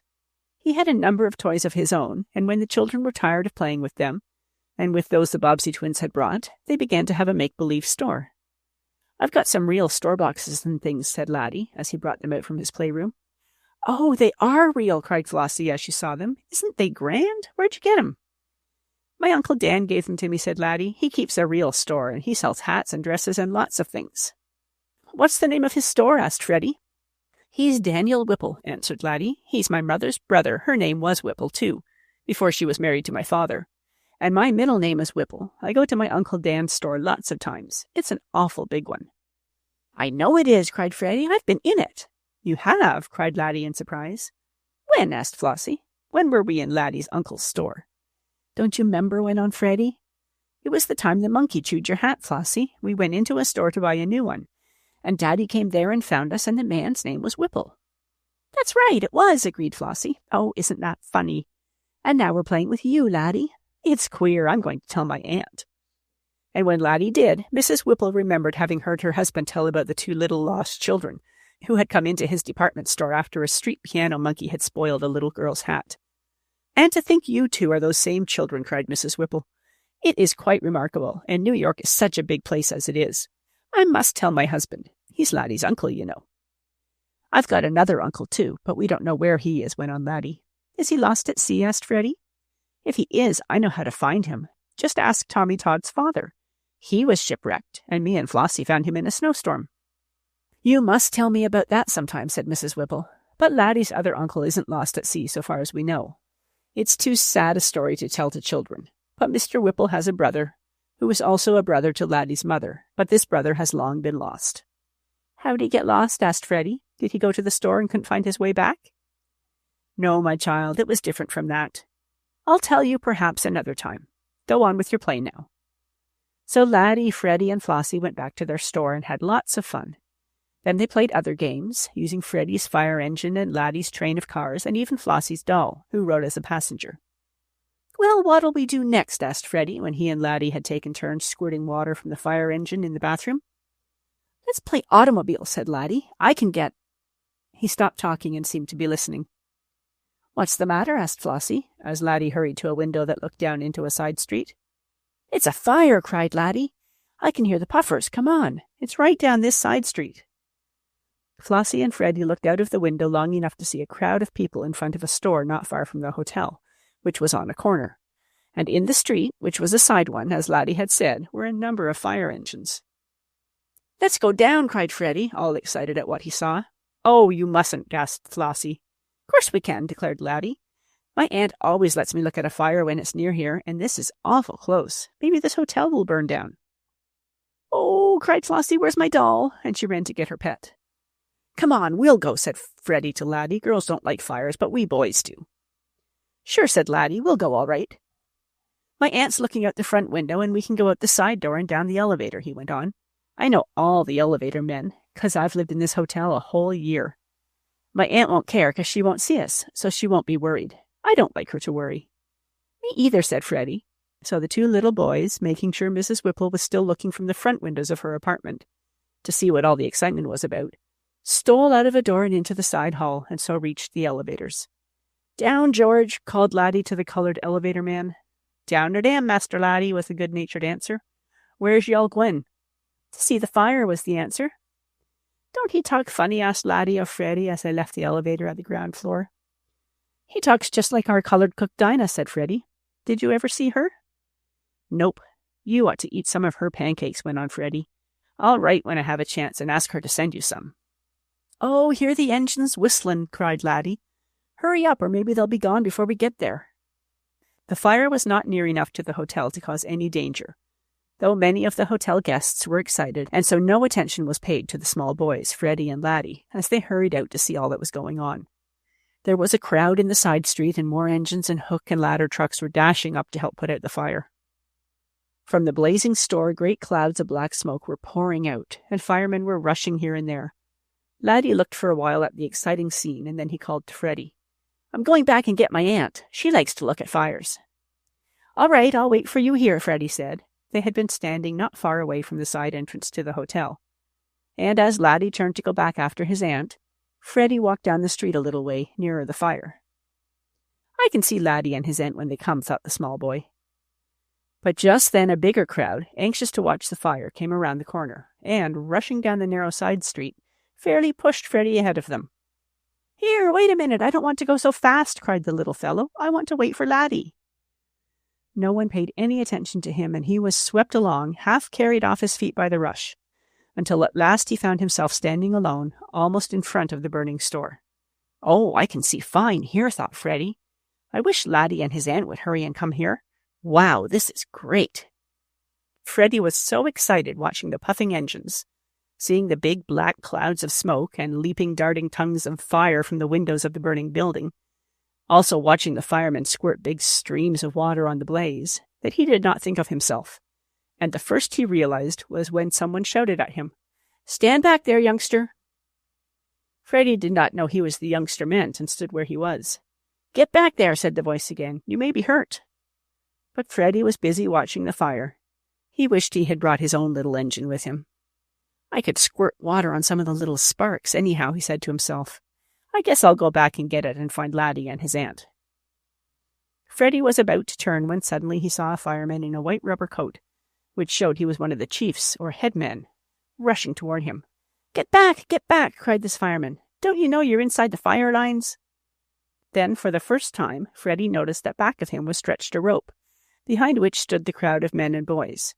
Freddie was so small that he had slipped under the rope, not knowing it. He had either slipped under himself or been pushed by the throng. Get back, cried the fireman. The next instant there was a loud noise, as if a gun had been fired, and Freddie felt himself being lifted up and carried along quickly. Chapter 14. The Store Camp. The noise like a gun which Freddie heard was made when something exploded, or blew up, in the burning store, and at first Freddie thought he had been blown up with it and was flying through the air. Then, as he opened his eyes, for he had closed them when the strange thing began to happen, he saw that he was in the arms of the fireman with the white rubber coat, and the fireman was smiling down at him. Am I hurted? Freddie asked. Bless your little heart, of course not, was the answer. But you might have been if you had stayed where you were. Not so much hurt by the fire, for that's almost out, as by the crowd. How did you get past the fire lines? I didn't see 'em, said Freddie. Back in Lakeport, where I live, we don't have fire lines, though I've got a fish line. Humph, you're from the country, all right. Where do you live, and how comes it your father let you out on the streets during a fire? I live in the Parkview Hotel, and my father didn't let me out. He's gone to see the airships with Nan and Bert, and Laddie and I came out to see the fire ourselves. Flossie stayed with her doll. Laddie went back to get his aunt, because she likes fires. I mean, to see 'em. And I waited for him, and... Yes, I guess you don't know what happened next, laughed the fireman. But as I want to telephone to headquarters about one of the engines that is broken, I'll use the hotel phone, and at the same time take you back where you belong. You're too little to get inside the ropes at a New York fire. I'm going to be a fireman when I grow up, said Freddie, as the assistant chief carried him into the corridor of the hotel. Well, that won't be for some time yet, and while you're waiting to grow up, don't go too near fires. They're dangerous. There you are, and I think someone is looking for you, the fireman went on as he saw a lady rushing toward him when he set Freddie down. That's my mother, said Freddie. Oh, Freddie, where have you been? Cried Mrs. Bobbsey. For when she heard of a fire, she went in search of the two small twins and could not find them in Mrs. Whipple's rooms. "I've been to the fire and I was rescued," answered Freddie. "He did it." And he pointed to the white-coated fireman. "Oh, he really wasn't in any danger," the assistant chief said, taking off his heavy helmet and bowing to Mrs. Bobbsey. "He was inside the fire lines, and I carried him here." "Oh, I can't thank you enough," cried Freddie's mother. "I never knew him to do such a thing as that before, but he is simply wild about fires." "Yes, most boys are." Then the fireman telephoned about the broken engine. Freddie told his mother how he and Laddie came down to go watch the puffers, part of which story Flossie had already told Mrs. Bobbsey. And then along came Laddie and his aunt. Mrs. Whipple was almost as much worried as was Mrs. Bobbsey. But everything came out all right, no one was hurt, and the fire, though it badly burned the store in which it started, did not get near the hotel or any other buildings. But Freddie could not forget about his rescue, as he called it. And when his father with Nan and Bert came home that evening, the story had to be told all over again. "But you and Laddie did wrong to go down to the fire without telling Laddie's aunt," said Mr. Bobbsey to his small son. "You must never do it again." "I never will," promised Freddie. "But I was rescued all right, wasn't I?" "I guess so," and Mr. Bobbsey had to turn his head away so Freddie would not see his smile. Laddie, Flossie, and Freddie soon became fast friends, and when the smaller Bobbsey twins were not being taken about New York to see what to them were very wonderful sights, they were either playing in the rooms of Mrs. Whipple or in their own at the hotel. Bert and Nan were a little too old for this kind of fun, but they met in the same hotel, a brother and sister of about their own age, Frank and Helen Porter, with whom they had good times. Mr. Bobbsey had to spend many days looking after the business that had brought him to New York, but Mrs. Bobbsey was free to go about with the children. She took Nan and Bert shopping with her sometimes, leaving Flossie and Freddie with Mrs. Whipple. This suited the small twins, for Laddie and they were great friends and played well together. Other times, Bert and Nan would go to the park or somewhere with the Porter brother and sister, and Mrs. Bobbsey would take Flossie and Freddie to a matinee or the moving pictures. "Oh, I think New York is just the nicest place in the world," said Nan one afternoon, after a trip she and Bert had had on top of the Fifth Avenue automobile stage, Frank and Helen Porter having gone with them. "Yes, it is nice," agreed Bert, "but it's nice in Lakeport, too. You can't have fun riding downhill here, and skating isn't as good as on our Lake Metoka. And I haven't seen an ice boat since we came here except in moving pictures. I wonder how Tommy Todd is making out with mine." "Hasn't he written to you?" asked Nan. "No, but he promised he would. Guess I'll write him a postal now and ask him how the Bird is sailing." "And I'll write to some of the girls in Lakeport," said Nan. "I had forgotten to tell you that some time before this, Mr. Whipple, the man who owned the store where Flossie's hat was bought the day the monkey chewed up hers, had met the two smaller twins in his wife's room one day when Flossie and Freddie had come to play with Laddie. "Why, those are the two little children who were on the elevated express," said the store owner in surprise. "That's so. You do know them, don't you?" returned Mrs. Whipple. "I should say I did," cried her husband, and he told all that had happened, while Mrs. Whipple related how Laddie and Flossie and Freddie had come to know one another at the theater. Mr. Whipple at another time once more met Mr. Bobbsey, whom he had seen that day in the store, and the two families became very good friends, though Mr. Whipple was so busy he did not have much time for calling. One evening, however, Mr. Whipple came home from the store rather earlier than usual, and, finding Flossie and Freddie in his apartments playing with Laddie, the store owner asked, "How would you youngsters like to come and see a woodland camp? A camp with tents, a real fire, where a man is cooking his dinner and all that. How would you like it?" "Oh, please take us," begged Laddie. "Where is it?" Freddie asked, ready to go at once. "In my store," said Mr. Whipple. "A store is a funny place for a camp in the woods," said Freddie. He and Flossie had often pretended to camp out in a tent made from a blanket or quilt, and they knew what that meant. "Well, you just come and see it," laughed Mr. Whipple. "If your folks say it's all right, I'll take you all tomorrow." "Oh, we'll come," cried Freddie. "I love a camp." Chapter 15. Sad News. Bert and Nan Bobbsey were so interested when they heard that Freddie and Flossie were going to see some sort of a camping scene at Mr. Whipple's store that they too begged to be allowed to join the party. "Come right along," exclaimed the merchant. "The more the merrier. I hope you'll like it." "Is it a real camp with trees and all?" asked Freddie. "Well, there are some real bushes and make-believe trees," said Mr. Whipple. "I couldn't grow real big woodland trees in my store, you know. But the tent is real and so is the fire, and the men who are camping out eat real food." "I'd like that part," said Flossie. "Well, come along then," invited Mr. Whipple. Mrs. Bobbsey, as well as Mrs. Whipple, were to go with the 5 children, and they made up a merry party as they set out for the uptown department store. "Oh, we're going in an automobile," cried Freddie, as they came out of the Parkview Hotel and saw a big car standing at the curb. The chauffeur got down off his seat and opened the door as he saw Mr. and Mrs. Whipple. "Yes, this is our machine," said the merchant. "I don't care much for riding around New York, though in the summer I take long trips in the car. But as we have so many children with us today," and he looked at Nan, Bert, Flossie, Freddie, and Laddie, "it will be better to go in the machine." On the way up through the streets of the great city, the Bobbsey twins, as did Laddie, looked out of the windows at the many sights. Once Freddie saw a fire engine speeding on its way to some blaze. "Oh, let's get out and watch," he begged. "Of course we can't do that," said Mrs. Bobbsey. "But maybe the fireman who rescued me will be there," went on Freddie. "I'd like to see him again." "I'll take you around to his firehouse sometime," promised Mr. Whipple. "Won't that do as well?" Freddie thought it would, and then he noticed a street piano on top of which perched a monkey. "Maybe that's the one who tore your hat, Flossie," he said. "No, this is a bigger one," returned the little girl. "Besides, if he is the same one, I don't want to see him. I feel sorry about the nice cherries on my hat." "Don't you like the one you and your brother bought in my store?" asked Mr. Whipple with a laugh. "Oh, yes, it's awful nice," said Freddie. "But it hasn't any cherries on it. But I like it just as well," she went on quickly, thinking, I suppose, that it might not be polite to say she did not. "And now for the woodland camp," cried Mr. Whipple as they got out of his automobile in front of his store. "You see," he explained to Mrs. Bobbsey, "I sell a good many things that campers use.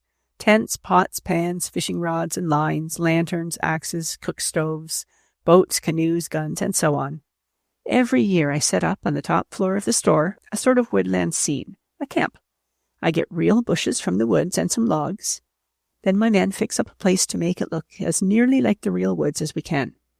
We have real moss and dirt on the ground, and a little spring of water. There is a real tent, 2 of them in fact, and in one there are cots for sleeping, while in the other the meals are cooked. I hire some real campers to stay in my store camp, and they live almost as they would if they were actually camping out. This is to show people how to use the camping things I sell. It is a new kind of advertisement, you see. And a very good one, I should think," said Mrs. Bobbsey. "It sounds great," cried Bert. "I wish we could go camping. Do you think we ever could, Mother?" "Well, I don't know," answered Mrs. Bobbsey slowly. "I did hear your father say something about going to camp this summer, but warm weather is a long way from us yet. We'll see." "Oh, I believe we can go camping," cried Nan to Bert in an excited whisper as they entered the store elevator. "Won't it be wonderful?" "Great," said Bert. "I wouldn't want anything better than to camp on an island in some lake." By this time they were up on the top floor of the big department store owned by Mr. Whipple, and at one end the twins and Laddie could see a number of persons. "That's the camp," said Mr. Whipple. "I don't believe you've seen it this year, have you, Laddie?" "No, Uncle Dan. Is it different from last year?" For the store owner had a camp set up each winter. "Yes, it's a little different. There is a new kind of tent, and the men are different." Mr. Whipple found a good place for the children to look in on the store camp. As he had said, there were the 2 tents, and on some earth and moss between them, a real campfire was burning, while a man, dressed just as you have seen campers in pictures, was cooking something in a pot over the blaze. In one tent a table was set for a meal, and while the Bobbsey twins and the others looked on, the 2 men and a boy, who made up the store camping party, put their food on the table and began to eat. They acted as though they were in a real camp, and as though they were not being watched by hundreds of eyes. They talked among themselves, washed their dishes after the dinner, and then shot at a target with a small rifle which sent out real bullets. The boys, Bert, Freddie, and Laddie, liked this part very much.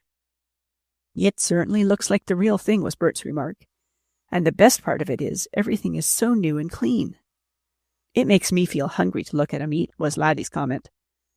"Oh, look at them shoot at the target," Freddie cried excitedly. "I'd like to do that." "You'd have to be careful so that you didn't shoot yourself," replied his brother. All about the tents and the store camp were things Mr. Whipple sold for those who wanted to take them to a real camp. "There are some things here I'd like when I go camping," said Bert. "I'm going to ask my father to get them," he told Mr. Whipple. "That will be nice. I asked your father to meet us here and have lunch," said the store owner, for there was a restaurant in his building. "I thought perhaps he'd like to see the camp himself." "I'm sure he would," said Bert. "I hope he comes."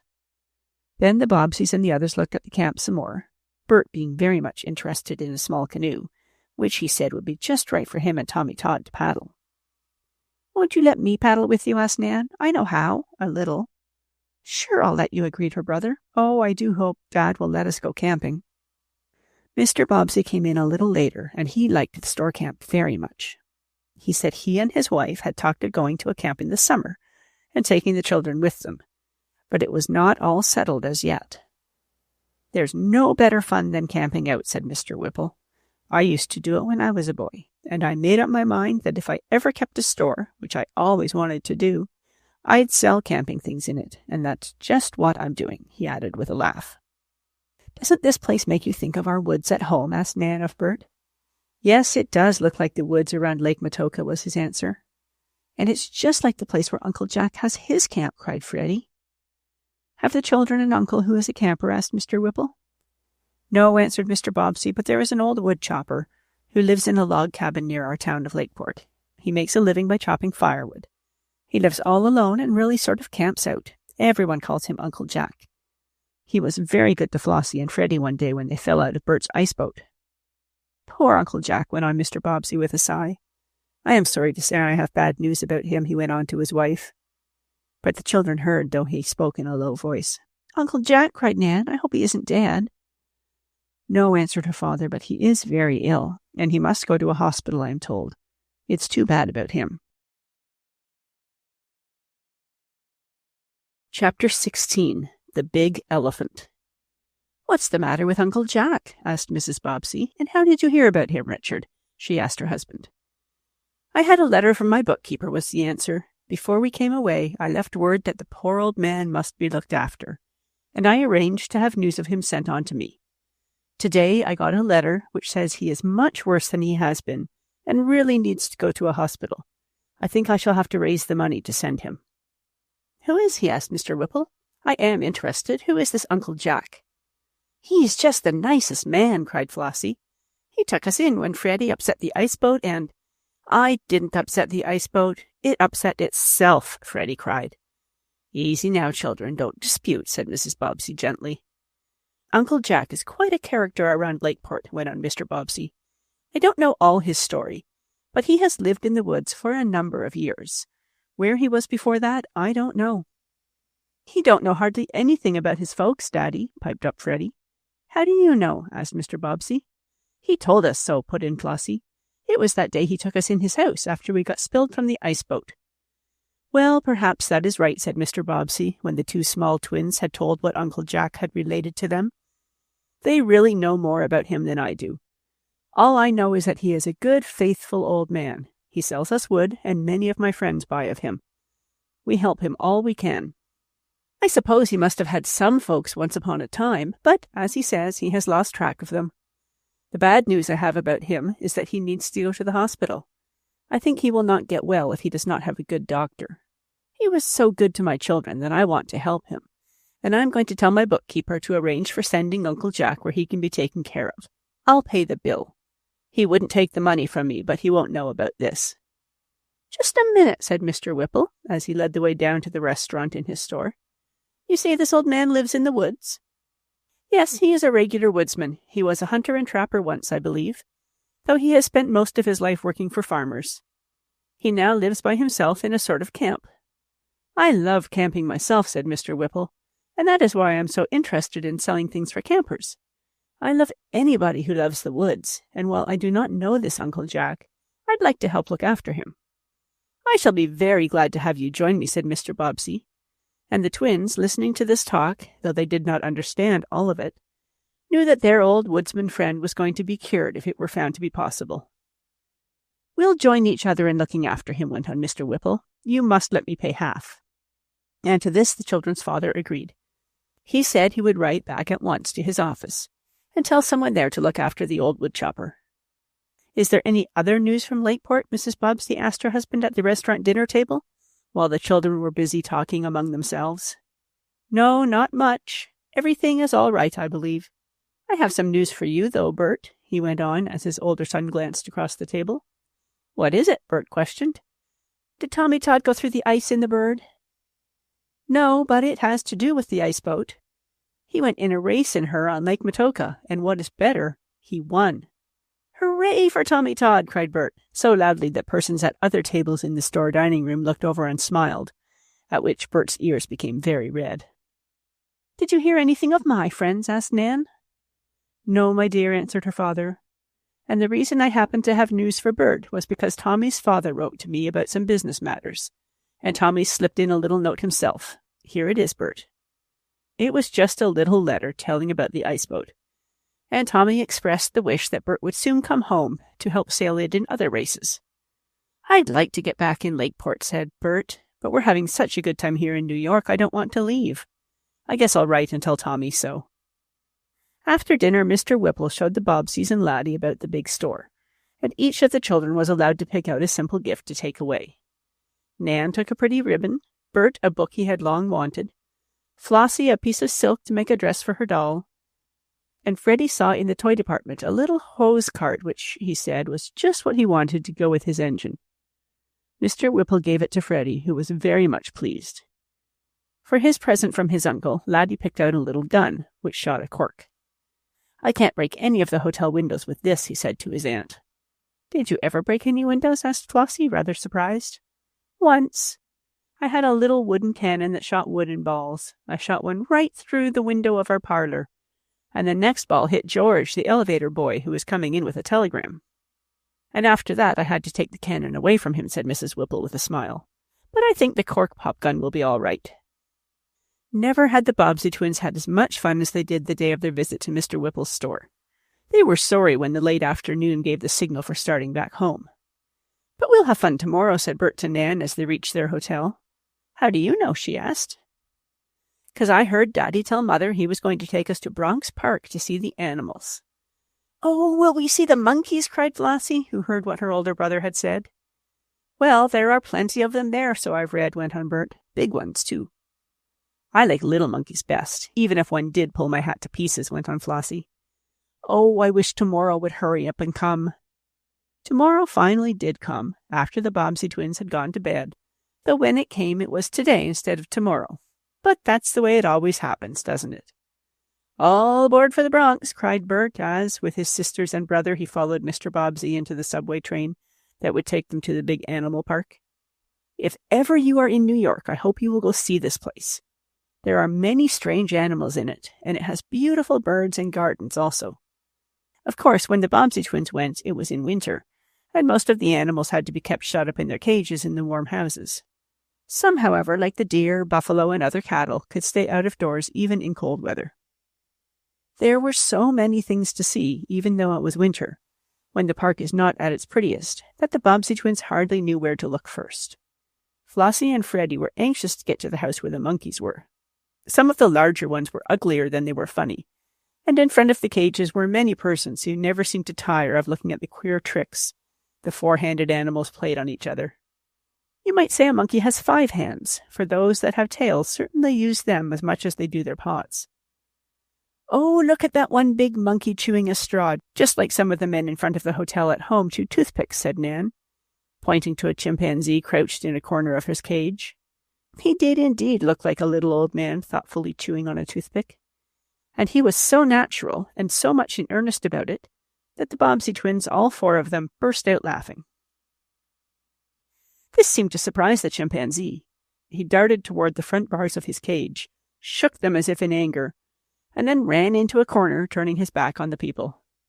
"Just like a spoiled child," said Mrs. Bobbsey.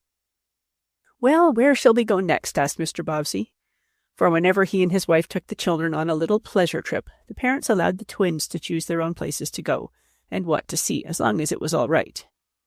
"Let's go see the elephants," cried Freddie. "I haven't seen any since we went to the circus." "I want to see 'em too, and feed 'em peanuts," added Flossie. "No one is allowed to feed the animals in the park," said Mr. Bobbsey. "It isn't good for them to be eating all the while, and I suppose an elephant would keep on eating peanuts as long as you'd feed them to him. So we can't offer the big animals anything. They get all that is really good for them." As it was cold, the elephants were all inside the big elephant house with its several cages, in the front of which were heavy iron bars set wide apart. "They are close enough together to keep the elephants in," said Mr. Bobbsey, when his wife pointed out these bars. "Though I suppose some animals might get out between them." Phew, they are big, cried Freddie, when he stood close in front of one of the cages, or dens, and saw the elephant swaying to and fro back of the iron bars. I wouldn't like one like him to step on me. I should say not, laughed Bert. Even a baby elephant would be too heavy. Look at this one stretch out his trunk to us. He wants something to eat, I guess. The big elephant, in front of whose barred cage the Bobbsey twins stood, did seem to be begging for something to eat. Flossie had carried from the hotel a rosy-cheeked apple, which the waiter had given her at breakfast. Not wanting to eat it, she carried it with her to the park and had it in her hand. Now, for some reason or other, probably without thinking, she held it out to the elephant. The big animal saw what she was doing and turned toward Flossie. "Oh, you mustn't feed the elephant," cried Mrs. Bobbsey. "It's against the rules." "I'm not feeding him, Mother," Flossie answered. "I'm just letting him smell it. It smells awful good." And just then the apple slipped from Flossie's hand and rolled or bounced straight into the elephant's cage between the iron bars. "Oh, my nice apple!" cried the little girl. And before anyone could stop her, she had crawled under the front rail and had run in between the bars. Right into the cage of the big elephant ran Flossie after her apple. Chapter 17. Called Home. For a moment, Mr. Bobbsey, as well as his wife, was so surprised at what Flossie had done that neither could say or do anything. They just stood and looked at the little girl who was walking toward the apple, which lay in the straw just in front of the big elephant. Nan and Bert, however, together gave a cry of fear, and Bert made a jump as though he intended to go into the elephant's cage also. His father, however, stepped in front of him and said quietly, "One child in there is enough at a time. I'll get Flossie." And Flossie, not thinking at all of danger, if danger there was, kept going on to get her apple. The elephant, as it happened, was chained by one leg to a heavy iron ring on the side of his cage, and he could move only a short distance. But he was so anxious to get the apple that he stretched his legs as far as he could, pulling hard on the chain, and then he stretched out his trunk. And truly it seemed made of rubber, that elephant's trunk did, from the way he stuck it out. But, stretch as he did, the elephant could not quite reach the apple, which he wanted very much. "No, you mustn't take it," Flossie was saying. "You can't have my apple. I was only going to let you smell it, Mr. Elephant. It isn't good for you to eat, my mother says. I'll take it back, and maybe someday I'll bring you another." By this time, Flossie was almost within reach of her red-cheeked apple. But, what was worse, she was also almost within reach of that trunk, which, however soft and gentle it might seem when picking up a peanut, was very strong and could squeeze a big man or a little girl very hard indeed. That is, if the elephant was a bad one and wanted to do such a thing. "Oh, Flossie, come back! Come back!" cried Mrs. Bobbsey, who had been so frightened at first that she could not say a word. "I want to get my apple," answered the little girl. "The elephant can't have it. I only wanted to let him smell how good it would taste if he could eat it." She was stooping over now to pick up the fruit, and the tip of the long trunk was brushing the fluffy hair on Flossie's head. Nan covered her face with her hands, and Bert looked eagerly about, as though for something to throw at the big animal. Mr. Bobbsey was climbing over the rail that was in front of the elephant's cage, and the people around were calling and shouting. The elephant really did have the end of one of Flossie's curls on the tip of his trunk, when along came one of the keepers or animal trainers. Somebody had sent him word that a little girl was in one of the animal cages. The keeper knew right away what to do. "Back, Ganges," he cried to the big elephant. "Get back there! Back! Back!" The elephant raised his trunk high in the air and made a funny trumpeting noise through it, as though half a dozen big men had all blown their noses at once. Then, as the keeper himself went in between the bars, the elephant slowly backed to the far end, his chain clanking as he did so. "There! I got my apple!" cried Flossie, as she picked it up from where it had rolled in the straw. And then, before she knew what was happening, the keeper picked her up and carried her to the outside rail, where he placed her in Mr. Bobbsey's arms. "Oh, Flossie, Flossie!" cried Mrs. Bobbsey with tears in her eyes. "Why did you do it?" "Well, I had to get my apple," answered the little girl. "Did you think the elephant would bite me?" "He might," said Mr. Bobbsey, who was a little pale.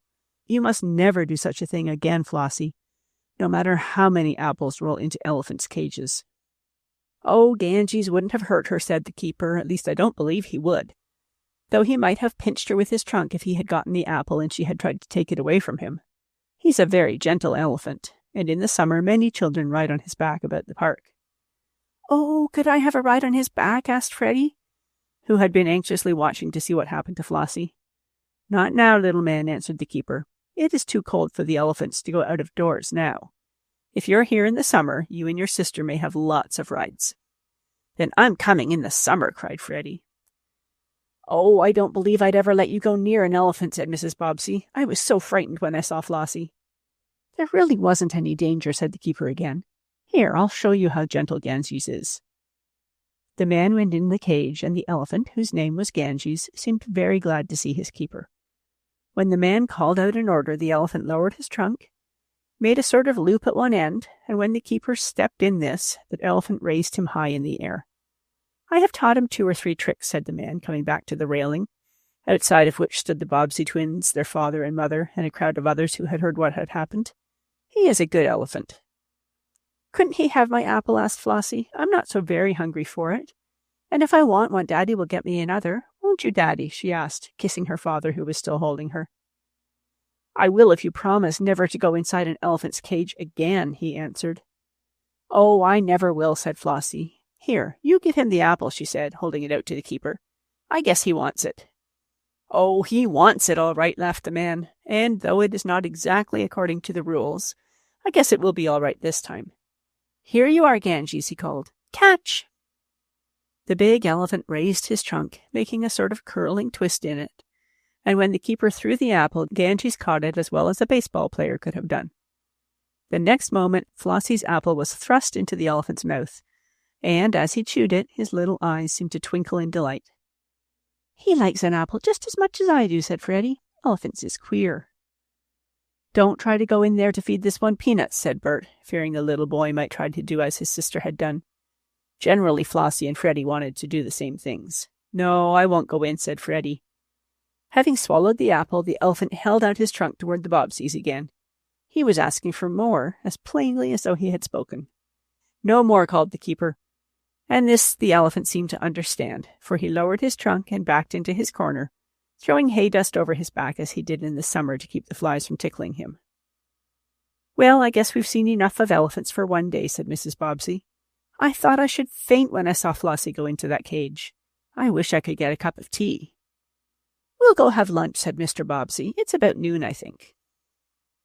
They went to a restaurant near a great round stone, which was perched on the top of a big ledge of rock, and when Freddie wanted to know what it was, his father told him. "That's a rocking stone," said Mr. Bobbsey. "It stands there on a sort of little knob, and it is so nicely balanced that a man or 2 or 3 boys can easily push it and rock it to and fro." "Do you mean one man can move that big rock?" asked Bert. "Yes, he can make it rock, but he cannot make it move off the rock on which it rests. Come and try." Bert and his father pushed their backs against the stone, and sure enough, they could make it rock an inch or 2 back and forth. Freddie helped, or at least he thought he did, which is the same thing. But the stone really did rock, and the children thought it was quite a wonderful thing. Sometimes your heavy piano, if it stands on an uneven place on the floor, may be rocked back and forth a little. That's the way it was with the rocking stone. The restaurant where the Bobbseys ate was named Rocking Stone, because it was within sight of the queer rock. I have not time to tell you all that the Bobbsey twins saw and did in the Bronx Park that day, but they had a fine time, and Flossie and Freddie at least wanted to come back the next day. "There are lots of things we didn't see," remarked Flossie. "Yes, and I want to rock that big stone again," added Freddie. "Why, it rocked back and forth just as easy as a cradle." "Oh, Freddie Bobbsey, the idea! To make out that big rock was like a cradle," cried Flossie. "I didn't say it was like a cradle. I said it wobbled just like a cradle," replied Freddie. "Daddy, can we go back again tomorrow?" "I plan to take you to the Natural History Museum tomorrow," said Mr. Bobbsey. "There you can see all sorts of stuffed animals, walruses almost as big as a small house, a model of a whale, and many other queer things." "Oh, do let's go," begged Bert. "We will," promised Mr. Bobbsey. But when the next day came, the plan of the Bobbseys had to be changed. In Mr. Bobbsey's mail that morning was a letter from his bookkeeper at the lumber yard, which, when Mr. Bobbsey had read it, made him thoughtful. "I hope there isn't bad news," said Mrs. Bobbsey. No, not exactly bad news, was her husband's answer. But I think I shall have to go back home. Chapter 18. A Queer Ride. Nan and Bert, who were in the room with their mother and father when the letter was read, looked quickly at Mr. Bobbsey. Flossie and Freddie had gone to the next apartment to play with Laddie. "Does that mean we've got to go back?" asked Bert. "We haven't seen half enough of New York," added Nan. "Oh, no, you won't have to come back with me," said Mr. Bobbsey. "You'll stay here at the hotel, and I'll return in a few days." "What's it all about?" asked Mrs. Bobbsey. "Uncle Jack," answered her husband. "You mean the woodchopper who was so kind to Flossie and Freddie?" "Yes, and because he was so kind, I can't refuse to do what he wants me to." "What is it he wants you to do?" asked Mrs. Bobbsey. "Did he write to you?" "No, he got someone to do it for him, and my bookkeeper sent the letter on to me." "But I thought Uncle Jack was going to the hospital," Bert said. "So he is, son. In fact, he is in the hospital now, but he is so ill that they fear he will not get better, even if the doctors do all they can for him. He is afraid that he might die, and he wants to see me before then. He says he has something he wants to tell me." "What do you suppose it can be?" asked Mrs. Bobbsey. "I haven't the least idea. Perhaps it's about his folks. He may have found some of them or know where they are. If he has any relations, they ought to know about him and not leave him among strangers. Of course, I'll do all I can for him. Mr. Whipple has given me some money to spend on Uncle Jack, so I think the poor old woodchopper will be all right if he can only get well." "Then you're going to see him?" asked Mrs. Bobbsey. "Yes, I think I had better," answered Mr. Bobbsey. "He did me a great favor caring for Flossie and Freddie, and I must do what I can for him. He says it will make his mind easier if he can talk to me before the doctors try to make him well in the hospital." "Then we can't go to the Natural History Museum today," exclaimed Nan. "Oh, yes, your mother can take you." "I fear I can't tell you as well as Daddy can about the different things," said Mrs. Bobbsey, smiling, "but I'll do the best I can." "Oh, Mumsy, of course we'd love to have you," cried Nan, kissing her mother. "I know, but you want Daddy too. I don't blame you. But we must give him up for a little while if it is to help Uncle Jack." "Oh, of course," cried Nan, and Bert nodded his head to show that he agreed.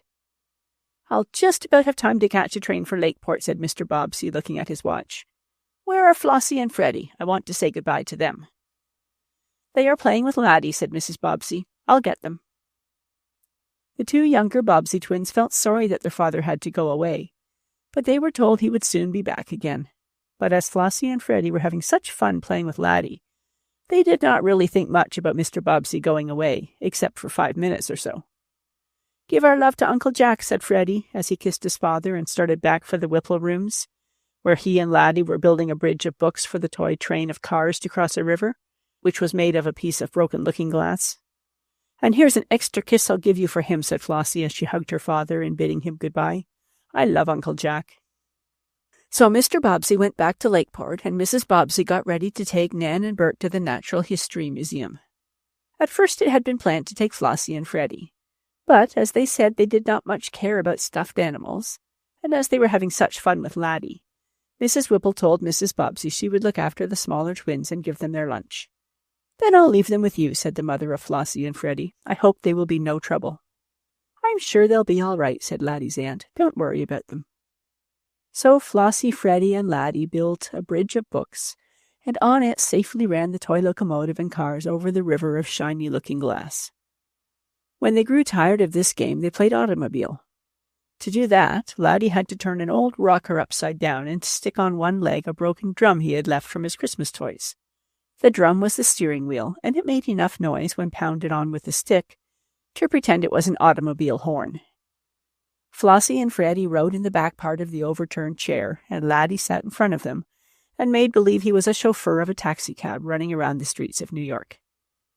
As Laddie knew the names of many places where the real taxicabs stop, he could call them out from time to time, so that Flossie and Freddie went to the Grand Central Terminal, to Central Park, to the public library, and many other places. Make-believe, of course, in the queer pretend automobile.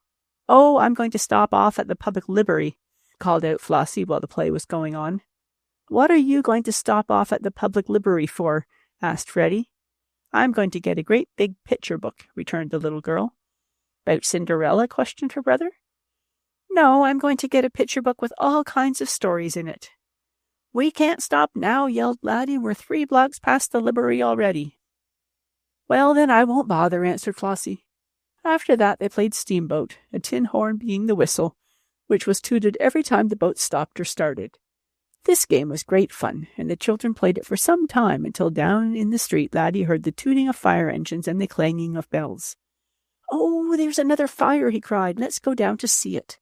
No, indeed, cried Mrs. Whipple with a laugh, coming into the room just then. No more fires for you boys. You can look out the window, but that's all. And so they had to be content with that. The fire did not seem a large one, though it was somewhere near the hotel. Down in the street were a number of engines and hose carts, and also 2 police automobile wagons, which had brought the officers who were to keep the crowd from coming so close as to get in the way of the firemen. But there is not much amusement in looking out of a window at a fire which cannot be seen, and Flossie, Freddie, and Laddie soon tired of this fun, if fun it was. Mrs. Whipple had left the room to see a lady who called, when Freddie, taking a last look from the window to the street below, said, I know how we could have some fun. How? Asked Laddie. Get in one of the police wagons and have a ride, went on the small Bobbsey boy. Oh, let's do it, cried Flossie, always ready for anything that Freddie proposed. How are you going to do it? She asked her brother. Why, we can go down in the elevator, Freddie said. There's nobody in the police wagon now, for all the policemans are at the fire, but we can't see them or it. And the driver on the front seat of the wagon won't see us if we crawl in the back. Oh, so he won't, cried Flossie. Remember how we crawled in the empty ice wagon once? She asked Freddie. Yep, I tore my pants that day, but we had a nice ride. We'll have a nice ride now, he went on. We can get in when they don't see us. But when the policemen come back from the fire, they'll see us and maybe arrest us, said Laddie in a whisper. They won't if we hide under the seats, returned Freddie. See, there are long side seats in the police automobile wagon, and we can lie down under 'em and make believe we're in a boat. Oh, if it's a make-believe game, I'll do it, said Laddie. I guess my aunt won't care, as long as it isn't going to a fire. Then come on, answered Freddie. One of the police patrol wagons, or to be more correct, automobiles, stood near the curb not far from the front entrance to the hotel. It had brought several policemen to the scene of the fire and was waiting to take them back. As Freddie had said, the chauffeur on the front seat could not see what went on in the back of the wagon, for there was a high board against which he leaned, and there were 2 long seats, one on each side of the auto patrol, under which 3 children could easily hide if the police were not too particular in looking inside their wagon as they rode back to the station house. The 3 children hurried out into the hall and got in the elevator, which Laddie called to the floor by pressing an electric signal button. Am y'all going far? Asked George, the colored elevator boy, as he shot up to the 10th floor and opened the door. I guess not very far, answered Freddie. None of them knew how long a ride they would get. Out the front entrance of the hotel went the 3 tots. Because of the fire, no one paid much attention to them, and the hotel help were used to seeing the children come and go, and perhaps thought Mr. and Mrs. Bobbsey or Mrs. Whipple were not far away. So Flossie, Freddie, and Laddie had no trouble in getting out, and then they walked quietly down to the automobile patrol. No one was near it, for automobiles, even police ones, are too common to look at in New York, especially when there is a fire around the corner, even if the blaze is a small one. So, as it was, no one noticed the children climb into the patrol, and the driver, half dozing, did not hear them. As Freddie had said, there was plenty of room for such small tots as these 3 to crawl under the long seats, and when they were stowing themselves away, Freddie found some blankets, which he covered himself, his sister, and Laddie. Now they can't see us, said Freddie, but we must keep still. Hush, cautioned Flossie. Somebody's coming. And somebody was coming. It was the policemen coming back to take their places in the patrol, for the fire was out. Laughing and talking, they took their places on the long seat, never noticing the children hidden below. And a few seconds later, away started the automobile, taking the 2 Bobbsey twins and Laddie on a queer ride.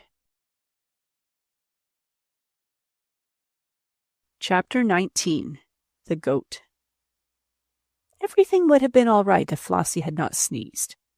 At least that's what Freddie said afterward, and Freddie ought to have known, for he was right there.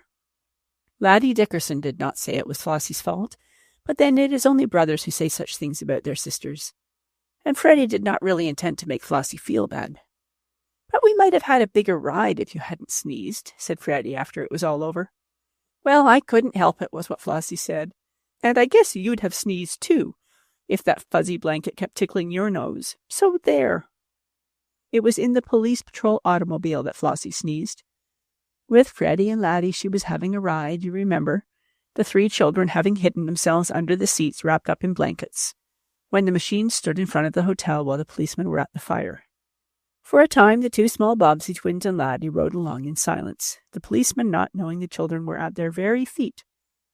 And after they had ridden about 10 blocks, Flossie sneezed. "Achoo!" she cried, when a piece of fuzzy blanket tickled her nose.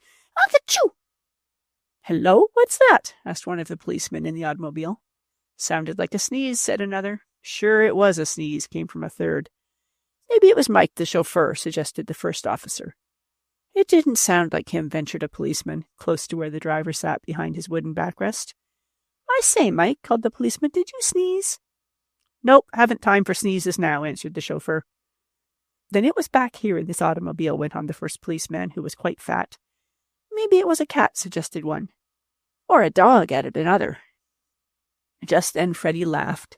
"Snickered" would be more like what he did, I suppose. And once more Flossie sneezed, and Laddie snickered too. They really could not help it any more than Flossie could help sneezing. For the 2 boys thought it very funny to listen to what the policemen were saying about Flossie's sneezes. And when the little girl's nose was tickled the second time by the fuzzy blanket, and she sneezed again, and the boys laughed or snickered, the policemen knew where the noises came from. "It's in here, right in our automobile," said the fat policeman again. "And it sounded right at my feet," added another. Then all the policemen in the automobile leaned over and looked down. Even Flossie was laughing now, for it all seemed so funny, and she was wondering what her father and mother would say. The laughter of the children made the blankets under which they were hiding shake as though the wind was blowing them. And seeing this, one of the officers pulled loose one corner of the robe, and there he saw Flossie, Freddie, and Laddie. "Well, I do declare," cried a policeman with a red mustache. "It's children." "3 of 'em," cried another. The 2 Bobbsey twins crawled out from under the seat, and Laddie came with them, to stand up in the swaying automobile between the 2 rows of policemen. "Where in the world did you come from?" asked one officer. "Under there," answered Freddie, and he pointed to the place where the blankets were still rolled up. "And how did you get there?" "We crawled in to get a ride," said Flossie, "and I couldn't help sneezing. That fuzzy blanket tickled my nose so." The policeman laughed at this. "But who are you, and where do you belong?" asked one of the officers, who, having some stripes on his sleeve and some gold lace on his cap, seemed to be the leader. "We're part of the Bobbsey Twins," said Freddie. "The other half of us, that's Nan and Bert, have gone to see a stuffed whale." "No, the whale isn't stuffed. It's a sea lion or a walrus, I forget which," put in Flossie. "The whale's only made out of plaster and wood." "Well, anyhow, Nan and Bert are there," said Freddie. "And you're here," said the red-mustached policeman. "That's easy to see, though what he means about being half of the Bobbsey twins is more than I can guess. How many is twins, anyhow?" "2, someone said. "We're 4. That is, 2 sets," explained Flossie painstakingly. "Bert and Nan are older than us." "Oh, I see," said the policeman, whom the other officers called Captain, or Cap for short. "Well, where did you come from, and where are you going?" "We live at the Parkview Hotel," said Freddie, "and we got in here to have a ride. We didn't think you'd find us so soon." "It is too bad," said the captain with a laugh.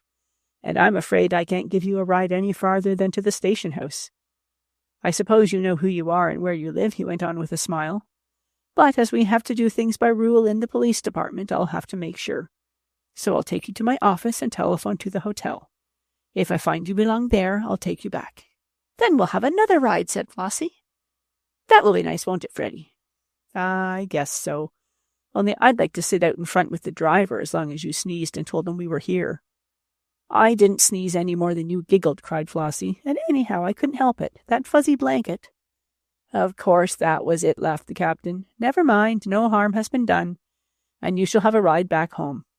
Though I think, for the sake of your folks, I'll send you back in a taxicab, instead of in this patrol auto, and with an officer in plain clothes instead of one wearing a uniform.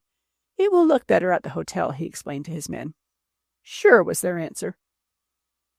And so the two little Bobbsey twins and Laddie were given a ride to the precinct station in the big automobile patrol, and they sat on the laps of the kindly policeman. Quite a crowd of children gathered around the doors of the police station as Flossie, Freddie, and Laddie were lifted out of the automobile, and there were all sorts of stories told about them. Some believed the children had been rescued from the fire, others that they had been taken from a robber's cave, and still others that these were the children who, playing with matches, had caused the fire. But all these guesses were wrong, as we know. Flossie, Freddie, and Laddie had just gone for a ride, and they had one, though it did not turn out exactly as they expected. However, they had a good time. It did not take the police captain long to find out what Freddie had said was true, that the three youngsters lived at the Parkview Hotel. "Your aunt has been looking all over for you," said the captain to Laddie after telephoning. "I sent word that I'd soon have you safely back, and you mustn't run away again." "I asked him to," said Freddie, telling the truth like a little man. "I asked him and Flossie to come." "Well, next time you'd better ask, before you crawl into a police automobile," said the captain with a laugh. "You can't always tell where it is going. However, no harm is done this time. Come and see me again," he added. Then the captain called a taxicab and sent the children to the hotel in charge of one of his policemen, who did not wear a uniform. This was done so no crowd would gather in front of the hotel and stare at Freddie, Flossie, and Laddie, as would have happened if a policeman in uniform with his bright brass buttons had gone with them. "Oh, Laddie, how could you do it and worry me so?" cried Mrs. Whipple, when her little nephew had come back to the hotel with the Bobbsey twins. "I asked him," said Freddie, willing to take all the blame. "We wanted a ride, and we just crawled in and hid. I'm awful sorry." "And I'm sorry I sneezed," said Flossie. "If I hadn't, maybe we'd have had a longer ride." "No, we wouldn't," declared Freddie, shaking his head. "We got to the station house anyhow, and that's where the automobile lives when it isn't working. Anyhow, we had fun." "Yes, we did," said Laddie. "I liked it." "But you mustn't go away again without telling me," said his aunt. "I won't," he promised. "Next time we'll take you with us," said Flossie. "You'll like it, only I hope a fuzzy blanket doesn't make you sneeze." So the Bobbsey twins with their little friend had a ride away and a ride back again. And when Mrs. Bobbsey came home that afternoon from the Natural History Museum with Bert and Nan, and heard what had happened, she was so surprised she did not know what to say. Of course, she made Flossie and Freddie promise never to do it again, and of course they said they never would. "I never saw such little tykes as Flossie and Freddie have gotten to be lately," said Mrs. Bobbsey to Nan that night. "This being in a big city just seems to suit them, though," returned Nan. "Yes, but I wish your father would come back. I feel rather lost without him in this big hotel." "I'm here," said Bert with a smile. "Yes, you'll have to be my little man now. And do please keep watch of Flossie and Freddie while your father is away. There's no telling what they'll do next." And really there was not. For instance, who would have supposed that a goat— But there, I'd better start at the beginning of this part of my story.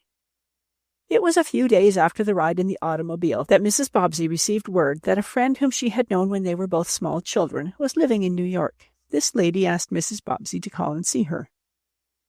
"We do not live in a nice part of New York," wrote the lady, who was a Mrs. Robinson, in her letter, "for we can't pay much rent. But our apartment house is not hard to reach from your hotel, and I would very much like to see you. Come and bring the children. They can watch the other children playing in the streets. I know the streets are not a very nice place to play in, but that's all we have in New York." So Mrs. Bobbsey decided to call on her old friend, whom she had not seen for many years. She said she would take Flossie and Freddie with her. Nan and Bert were going to a moving picture show with another boy and girl and the latter's mother. Mrs. Robinson lived on the east side of New York in what is called an apartment house. Some called them tenements, and in them many families are crowded together, for room is very valuable in the big city of New York. After Mrs. Bobbsey had talked for a while with her former girlhood friend, Flossie and Freddie, who had been sitting in the parlor, asked if they could not go out in the street and watch the other children at play. "Yes, but don't go off the steps," said their mother. The two Bobbsey twins promised, but something happened that made them forget. This was the sight of a red-haired, snub-nosed boy driving a goat hitched to a small wagon up and down the street. "Oh, look at that!" cried the excited Freddie. "Isn't that great?" "It's cute," said Flossie. "I wonder if he'd give us a ride." "Let's ask him," said Freddie. "I've got 10 cents. Maybe he'd ride us for that. Come on."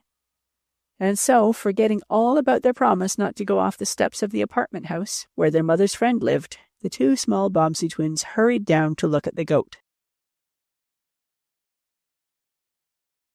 Chapter 20. Mr. Bobbsey comes back. "Hey, Jimmy, give us a goat ride, will you?" called a boy in the street. "I will, for 2 cents, answered the red-haired lad driving the goat and wagon. Go on, give us a ride for 1 cent. "Nope, 2 cents. "Oh, did you hear that?" asked Flossie of Freddie. "He gives rides for 2 cents. "Then we'll have some," said Freddie. "How many rides can you get for 10 cents? "A lot, I guess," said Flossie, who forgot all about the number work she had studied for a little while in school. "Hey," called Freddie to the boy with the goat. "We've got 2 cents. We want a ride." The boy, who was sitting in an old goat wagon, pulled on the reins and guided his animal over toward the curb. "Does you really want a ride?" he asked. "No foolin'?" "No foolin'," answered Freddie. "Sure we want a ride. I've got 5 cents. He showed only half the money he had in his pocket, keeping the other nickel back. "I'll give you and your sister a ride for dat," cried the goat boy, not speaking the way Freddie and Flossie had been taught to do. "Hop in." "Can I drive?" asked Freddie. "Nope. I'm afraid to let yous," was the answer. "Billy's a good goat, but you see he don't just know you. Course I could introduce yous to him, and then he'd know you. But first along you'd better not drive him. I'll steer him where you want to go. I gives a ride up and down the block for 2 cents, he went on. Course 2 of you is 4 cents. "I've got a nickel," said Freddie quickly. "Sure, that's right, I forgot. Well, I'll give you both a ride up and down the block and halfway back again for the nickel." "Here it is," said Freddie, handing it over, as he and Flossie took their seats in the goat wagon. There was plenty of room for them and the red-haired driver. Other children on the block crowded to the curbstone and looked on with eager eyes as the Bobbsey twins started their ride. Mrs. Bobbsey, talking with her friend in the darkened parlor, knew nothing of what was going on. "Say, he is a good goat," said Freddie, when they were halfway down the block. "Sure he's a good goat," agreed the boy, whose name was Mike. "There ain't none better." "It's lots of fun," said Flossie. It was a fine day, even if it was winter. The sun was shining brightly, so it was not cold.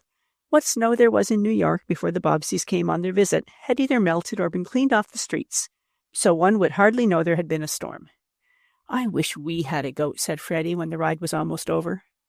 "So do I," agreed Flossie. "Let's ask Daddy to buy one," she suggested. "We will," said Freddie. "I'm going to sell this goat," put in Mike.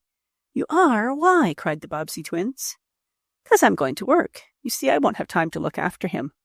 I bought him off a feller what moved away, and I keeps the goat in Sullivan's livery stable. But I have to pay $1 a month, and so I began giving the boys and girls around here rides for 2 cents to pay for Billy's keep. But I can't do that when I goes to work, so me mother says I must sell him. I don't want to, but I has to." Flossie looked at Freddie, and Freddie looked at Flossie on hearing this. Neither of them said a word, but anyone who knew them could easily have told that they were thinking of the same thing, the goat. "Well, I'll ride you back to where's you got in me wagon," said Mike, "and then your nickel's about used up." "Oh, I've got another," said Freddie eagerly. "We want more ride, don't we, Flossie?" "Sure we do. Oh, it's such fun." So they rode up and down the block again, and when that was over, Flossie and Freddie spent some time talking to Mike.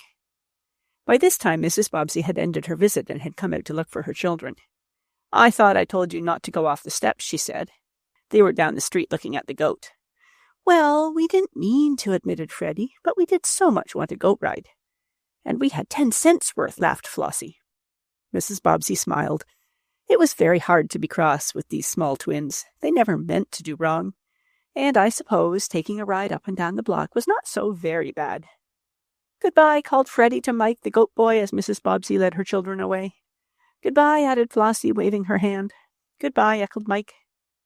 "And don't forget," said Freddie. "No, I won't." Mrs. Bobbsey might have asked what it was Mike was not to forget, only she was in a hurry to get back to the hotel, and so did not question Freddie. When they reached their rooms, they found a letter from Mr. Bobbsey, saying he would have to stay in Lakeport a day longer than he expected. But he would soon be in New York again, he wrote. Bert and Nan came home from the moving picture, saying they had had a delightful time. "So did we, in a goat wagon," cried Freddie. "And Freddie and me are going to," began Flossie, but Freddie quickly cried, "Come and play fire engine, Flossie." So his little sister did not finish what she had started to say. It was the next day, soon after breakfast, that one of the hotel messengers, a small colored boy, knocked on the door of the suite of apartments occupied by the Bobbsey family, and when Mrs. Bobbsey answered, the colored boy said, "He am downstairs, ma'am. He am in de lobby." "Who is?" asked Mrs. Bobbsey. The boy what wants to see your little boy, ma'am. Someone to see Freddie? Who is it? I don't know, ma'am. He didn't give no name. Oh, perhaps it is Laddie, said Mrs. Bobbsey. Bert, please go down and see, will you? If it's Laddie who wants Freddie to play with him, I don't see why he didn't come here. But go and see. Oh, I know who it is, said Freddie. You don't need to go, Bert. Just give me $5, Mother, and I'll buy him. Buy him? Buy what? Asked the surprised Mrs. Bobbsey.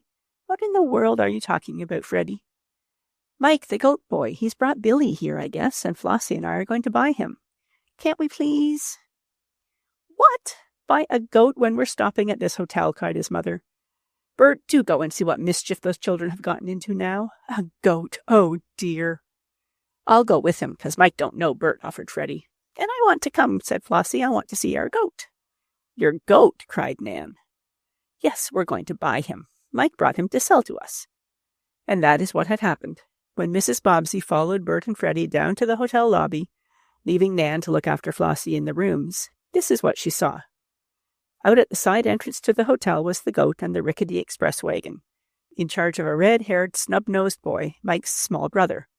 Mike himself, rather ragged but clean and neat enough, was in the lobby, sitting at his ease on one of the big leather chairs, waiting. I've brought de goat, he said to Freddie, as soon as he saw that small Bobbsey with Bert. What does it all mean? Asked Mrs. Bobbsey, while a crowd of the hotel guests and help gathered about.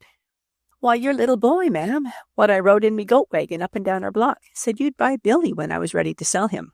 I'm ready now, 'cause I'm going to work, so I brought de goat in the wagon here to the hotel, just as your little boy made me promise to do. It'll be $5 for de goat. For a moment, Mrs. Bobbsey did not know what to say.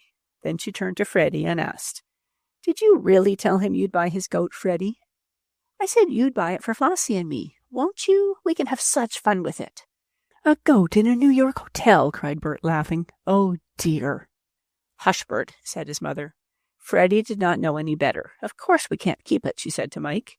And I'm sorry you had the trouble of bringing him here. My little boy didn't stop to think, I'm afraid. He should have told me. But here is $1 for your trouble, and I think you can easily sell your goat somewhere else. Oh, yes, I can easily sell him, said Mike. But your little boy made me promise to bring Billy to this hotel today, and here I am, according to promise. Yes, I see you kept your word, and Mrs. Bobbsey could not help smiling. But really, we have no place to keep a goat here, and we could hardly take it to Lakeport with us, so I'm afraid Freddie will have to do without it. All right, said Mike good-naturedly, as he took the $1. Of course, Freddie and Flossie were disappointed at not having the goat and wagon, but they soon forgot that when their mother promised to take them to see another play that afternoon. It's a wonder Flossie or Freddie didn't try to bring the goat up to our rooms in the elevator, said Bert, when they were in the apartment again. Well, he was a good goat, declared Freddie, and he could go fast, added Flossie. I was going to play fireman with him when we got back to Lakeport, went on Freddie. Now I can't. I think you'll have just as much fun some other way, said his mother, laughing. 3 days after that, when Mrs. Bobbsey came in from shopping with the 2 sets of twins, she heard someone moving about in their apartment as she entered. Oh, it's Daddy, cried Flossie as someone caught her up in his arms. Daddy's come back. I'm so glad, called Freddie, running to get a hug and a kiss from his father. And we almost had a goat, he added. Chapter 21. Uncle Jack's Real Name. Well, well, laughed Mr. Bobbsey when he heard what Freddie said. That's great. Almost had a goat, did you? I must hear about that. But first tell us about Uncle Jack, begged Nan. Is he going to get better? Oh, I hope he's going to get better, broke in Freddie. It isn't a bit nice to be sick. You have to stay in bed, and sometimes you have your head all bound up, and sometimes you have to take the awfulest kind of medicine ever was. You don't always have to stay in bed when you're sick, put in Flossie, and sometimes the medicine isn't bad a bit. It's sweet and nice. But tell us about Uncle Jack, begged Nan again. He'll get better, won't he? That is something the doctors can't tell, answered her father. I saw him in the hospital. Was he glad to see you? Asked Mrs. Bobbsey. Well, to tell you the truth, he didn't know me. He was very ill and was out of his head with fever. I did what I could for him and saw that he would be well taken care of, and then went to Mr. Todd's house to stay all night. I said I'd go back to the hospital in the morning, but Uncle Jack was no better, and after waiting 2 or 3 days, I decided to come back here. Didn't he know you at all? Asked Nan. No, he was out of his head with fever all the while. Before I came, he had told some of the doctors that he had something very important to tell me. Something that had to do with his friends or relations, they said. He would tell no one else but me, but when I got to his bedside he could not talk so that I could understand him. So really I don't know any more about him than before. I don't even know what his real name is. Sometimes he used to call himself Jackson, and again it would be some other name. I think he may not have known who he really was, but if he does, it will be some time before he can tell me or anyone else. He was still out of his head when I came away. "Are you going back?" asked Mrs. Bobbsey. "Not until they send for me, which will be when he takes a turn for the better or worse. I want to do all I can for the poor man, for he was so good to Flossie and Freddie. But now tell me about the goat." Freddie and Flossie took turns doing that, and a very funny story they made of it, too. Mr. Bobbsey laughed and laughed again. Then he had to hear about everything else that had happened while he was in Lakeport. "And now tell us what happened there. I mean, besides about Uncle Jack," said Nan. "Did you see any of my friends?" "And did you see Bessie Benton?" Flossie asked, naming a little girl with whom she often played. "Yes, I saw Bessie," said Mr. Bobbsey, "and she sent you her love." "Did you see Tommy Todd?" Freddie queried. "Yes, I stayed at his house." "How is the ice boat?" asked Bert. "Well, there has been a thaw, as you know, and there isn't enough ice in Lake Matoka on which to sail the Bert. I guess Tommy will have to wait till you get back there, Bert. We'll have more cold weather yet." "Oh, are we going to leave New York?" asked Nan sorrowfully. "We can't live here," said her mother. "We've stayed longer now than I thought we would." "Have you much more business to look after?" she asked her husband. "It will take about 2 weeks more, and then I think we'll go back to Lakeport. But you children can have plenty of good times in 2 weeks, I should think." "Of course we can," cried Bert. "And when we get back home—" "Are we going camping?" interrupted Freddie. "Flossie and I want to go camping in the woods." "On an island in a lake," added the little girl. "And we can take the bugs that go around and around and around and the bugs that go around and around will catch all the mosquitoes that fly up and down, and bite us," laughed Mrs. Bobbsey. "Yes, we certainly shall have to take the go-around bugs to camp with us children." "Do you really think we can go camping?" asked Bert of his father. "Well, I don't know. We'll see." The Bobbsey twins, both sets of them, did indeed have many more good times in New York. I wish I had room to tell you about them, but I have not space. They went to see many sights, paid another visit to Central Park and Bronx Park, and saw many nice plays and moving picture shows. Mr. and Mrs. Whipple and Laddie often went with the Bobbseys on little excursions about the great city.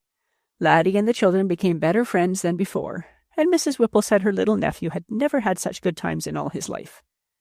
"He missed his mother greatly before your children came to this hotel," said Mrs. Whipple to Mrs. Bobbsey. "When is Mrs. Dickerson coming back from California?" asked Mrs. Bobbsey. "When it is warm here. She cannot stand cold weather, but she did not go out to California altogether on account of the climate." "Didn't she?" "No, you have heard my husband speak of a long-lost brother, also a brother of Mrs. Dickerson's, who was a Whipple before her marriage." "Yes, I had heard something about that." "Well, for a number of years my husband and Mrs. Dickerson have been trying to find this lost brother, and there was a rumor that he had gone to California when a boy and had grown up among the miners near San Francisco. It was to find out, if possible, whether or not this was so, that Mrs. Dickerson went out west. Though, to be sure, the winters here are hard for her to endure." "Did she have any success in finding her brother?" asked Mr. Bobbsey. "No," answered Mrs. Whipple, "she did not, I'm sorry to say. She and my husband feel bad about it. But he may be found some day. He has been missing many years." It was 2 or 3 days after this talk that one evening Mr. and Mrs. Whipple and Laddie were in the hotel rooms of the Bobbseys paying a visit when a telegram was brought up for Mr. Bobbsey. "It's from Lakeport," he said as he opened it and saw the date and the name of the place from which it had come. "From Lakeport?" asked Mr. Whipple as Mr. Bobbsey was reading the message. "That's where the old woodsman lives, isn't it?" "Yes," answered Mrs. Bobbsey. "And though he is very ill, he is being well looked after thanks to the money you gave for him." "Oh, I didn't give much. It was your husband who did the most. I was glad to help, for I always have a soft spot in my heart for those who camp in the woods. How is Uncle Jack, by the way? I believe that's his name?" "Yes, that was his name," said Mr. Bobbsey in a queer voice, as he held the telegram out to Mr. Whipple. "It was his name? What do you mean?" "I mean that he has come to his senses now. The doctors have operated on him, and he will get better. There was an injury to his head that made him forget much of his early life. But now he is all right, and he remembers his real name." "What is it?" asked Mrs. Bobbsey, while the others breathlessly waited for an answer. "What is his real name?" "John Whipple," was the answer. "That's what this telegram is about. Though everybody called the woodchopper Uncle Jack, his real name is John Whipple." Chapter 22. Reunited. The Bobbsey twins were not as much surprised at what their father said after reading the telegram as was Mr. Whipple. He fairly jumped up from his chair on hearing what Mr. Bobbsey answered and reached out his hand for the message. "His name is Whipple," cried the department store owner. "Are you sure his name is John Whipple?" "That's what the telegram says," went on Mr. Bobbsey. "You may read it. It seems he asked to have it sent to me as soon as he knew he was getting better, and when he remembered who he was.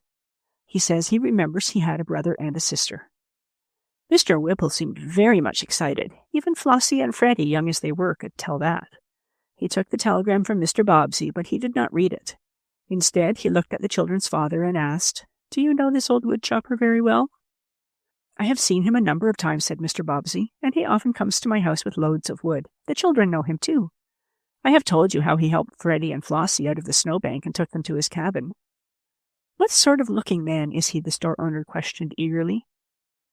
Mr. Bobbsey described Uncle Jack's looks, and also told of his having come to Lakeport a number of years before, from where no one knew. He made friends and lived in the woods. That was all that was known about him. Few, if any, had known his name until now. "And so he is John Whipple," said Mr. Bobbsey, rather talking to himself than anyone else. "Strange that he should have forgotten it all these years. I wonder if I can find his folks." "Why, your name is Whipple," he said to Laddie's uncle. "Do you know who Uncle Jack might be?" "I think I do," said Mr. Whipple slowly, and his voice trembled. "I think he is my long-lost brother, and the brother of my sister. He is Laddie's other uncle. Oh, if it only turns out that way." "Is Uncle John found?" asked Laddie, who, with his playmates Flossie and Freddie, began to understand a little of what was going on.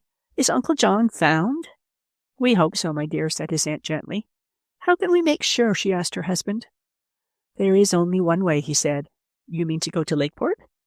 "That's it. Where can I find him?" asked Mr. Whipple of Mr. Bobbsey. "Uncle Jack, I will call him, until I make sure he is my long-lost brother," he added. "He was taken to a private hospital not far out of town. I'll be very glad if you and your wife, and Laddie as well, will come back to Lakeport with us. Then you can see Uncle Jack and make sure whether or not he is your brother." "I'll be glad to do that, but I thought you were going to stay in New York for some time yet." "We can go back tomorrow if need be," said Mr. Bobbsey. "My business is now in good shape, and I can come back here if there is any call for me."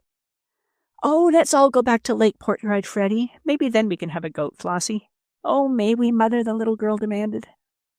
"I'll buy him a goat. 2 goats, if this news proves true," said Mr. Whipple. "Oh, I do hope I have found my brother." "How did he get lost?" asked Mrs. Bobbsey. "It happened when my sister and I were very little children. John was somewhat older. Our parents died, and distant relatives living far away from our home took charge of my sister and me. John, who was a half-grown boy, stayed with the family of a neighboring farmer who had been friends of our parents, and the relatives took my sister and me away with them. Shortly after this, the farmer lost his money, his farm, everything, and soon moved away, taking John with them. News of this did not come for some time to our relatives, and when it did and they began a search for John, all trace of him was lost. They learned that the farmer had died in a public hospital in a strange city, and all trace of his widow and John was lost right there. When I became old enough, I started to look for John, but could not find him. My sister could not either, though lately she heard he was in California, but it was not true. And for many years we have been trying to find John Whipple. And at last I know where he is." "Let us hope Uncle Jack is your brother," said Mr. Bobbsey gently. "We will soon know," said Mrs. Whipple. The stay of the Bobbseys in the great city of New York came to a sudden end, but they had had a good time and might come again sometime. Besides, Mr. and Mrs. Whipple were going back with them, to see if the old woodchopper were really the long-lost man, and Flossie and Freddie thought that almost as good as if they had stayed in the city. "And Laddie is coming too," cried Freddie. "We'll have heaps of good times." "And maybe we'll get a goat," said Freddie. "If we do, I'm going to drive him sometimes." "Yes, you can," agreed Freddie. Mr. Bobbsey closed up most of his New York business matters, and Mr. Whipple, with his wife and Laddie, got ready to go to Lakeport with the Bobbseys. Word was sent to Dinah, the fat cook, and her husband Sam to get the Lakeport house ready for the family and for the Whipples, who would stay with them for a short time. Another telegram came from the hospital about Uncle Jack. It said he was doing well, and that his mind was clear. He was certain he was John Whipple, and that he had relations somewhere. But for fear there might be a disappointment after all, no word was sent to him about Mr. Daniel Whipple's coming on. Nor was Laddie's mother in California told. They wanted to make sure there would be no mistake. Once more the Bobbsey twins were in the big Pennsylvania station, And Freddie almost made the whole party miss the train by stopping in the arcade to show Laddie where the bugs that went around and around and around had been bought. "See what beautiful colors they are," exclaimed Freddie. "Green and blue and red and brown and pink and yellow and oh, every kind." "And you ought to see how fast some of them go around," exclaimed Flossie. "They just keep on going around and around and around till sometimes you can't most see 'em go." "And you wind 'em up just like this," explained Freddie, making a queer little movement with his chubby hand. "Oh, I know just how they go," said Laddie. "Didn't I see yours run?" "Come, children, we'll have to hurry," said Mr. Bobbsey. "We don't want to miss the train." "I want some of those bugs," said Laddie wistfully. "We can get some later," replied his aunt. "But they may all be gone when we come back." "I don't think so," his aunt replied. "See, they have a whole store full of them." And then the crowd hurried off to catch the train. In due time they arrived in Lakeport, and when Flossie and Freddie rushed into the house, almost knocking down dear old fat Dinah, they found Splash, the big dog, waiting for them. And Splash did really knock Flossie down, he was so glad to see her. But she was so fat that really falling just to the floor did not hurt her at all. And anyhow, she sat down on the tail of Splash, so it was like a cushion. Only, of course, he could not wag it until Flossie got up. "Oh, chillins, how glad I is to see y'all," cried Dinah, trying to hug all four of them at once. "And here's Laddie," said Flossie. "Aren't you glad to see him?" "Course I is, child. I loves y'all," and she hugged Laddie, too. Leaving his wife at the Bobbsey home, Mr. Whipple went with Mr. Bobbsey to the hospital where Uncle Jack, as they still called him, had been taken.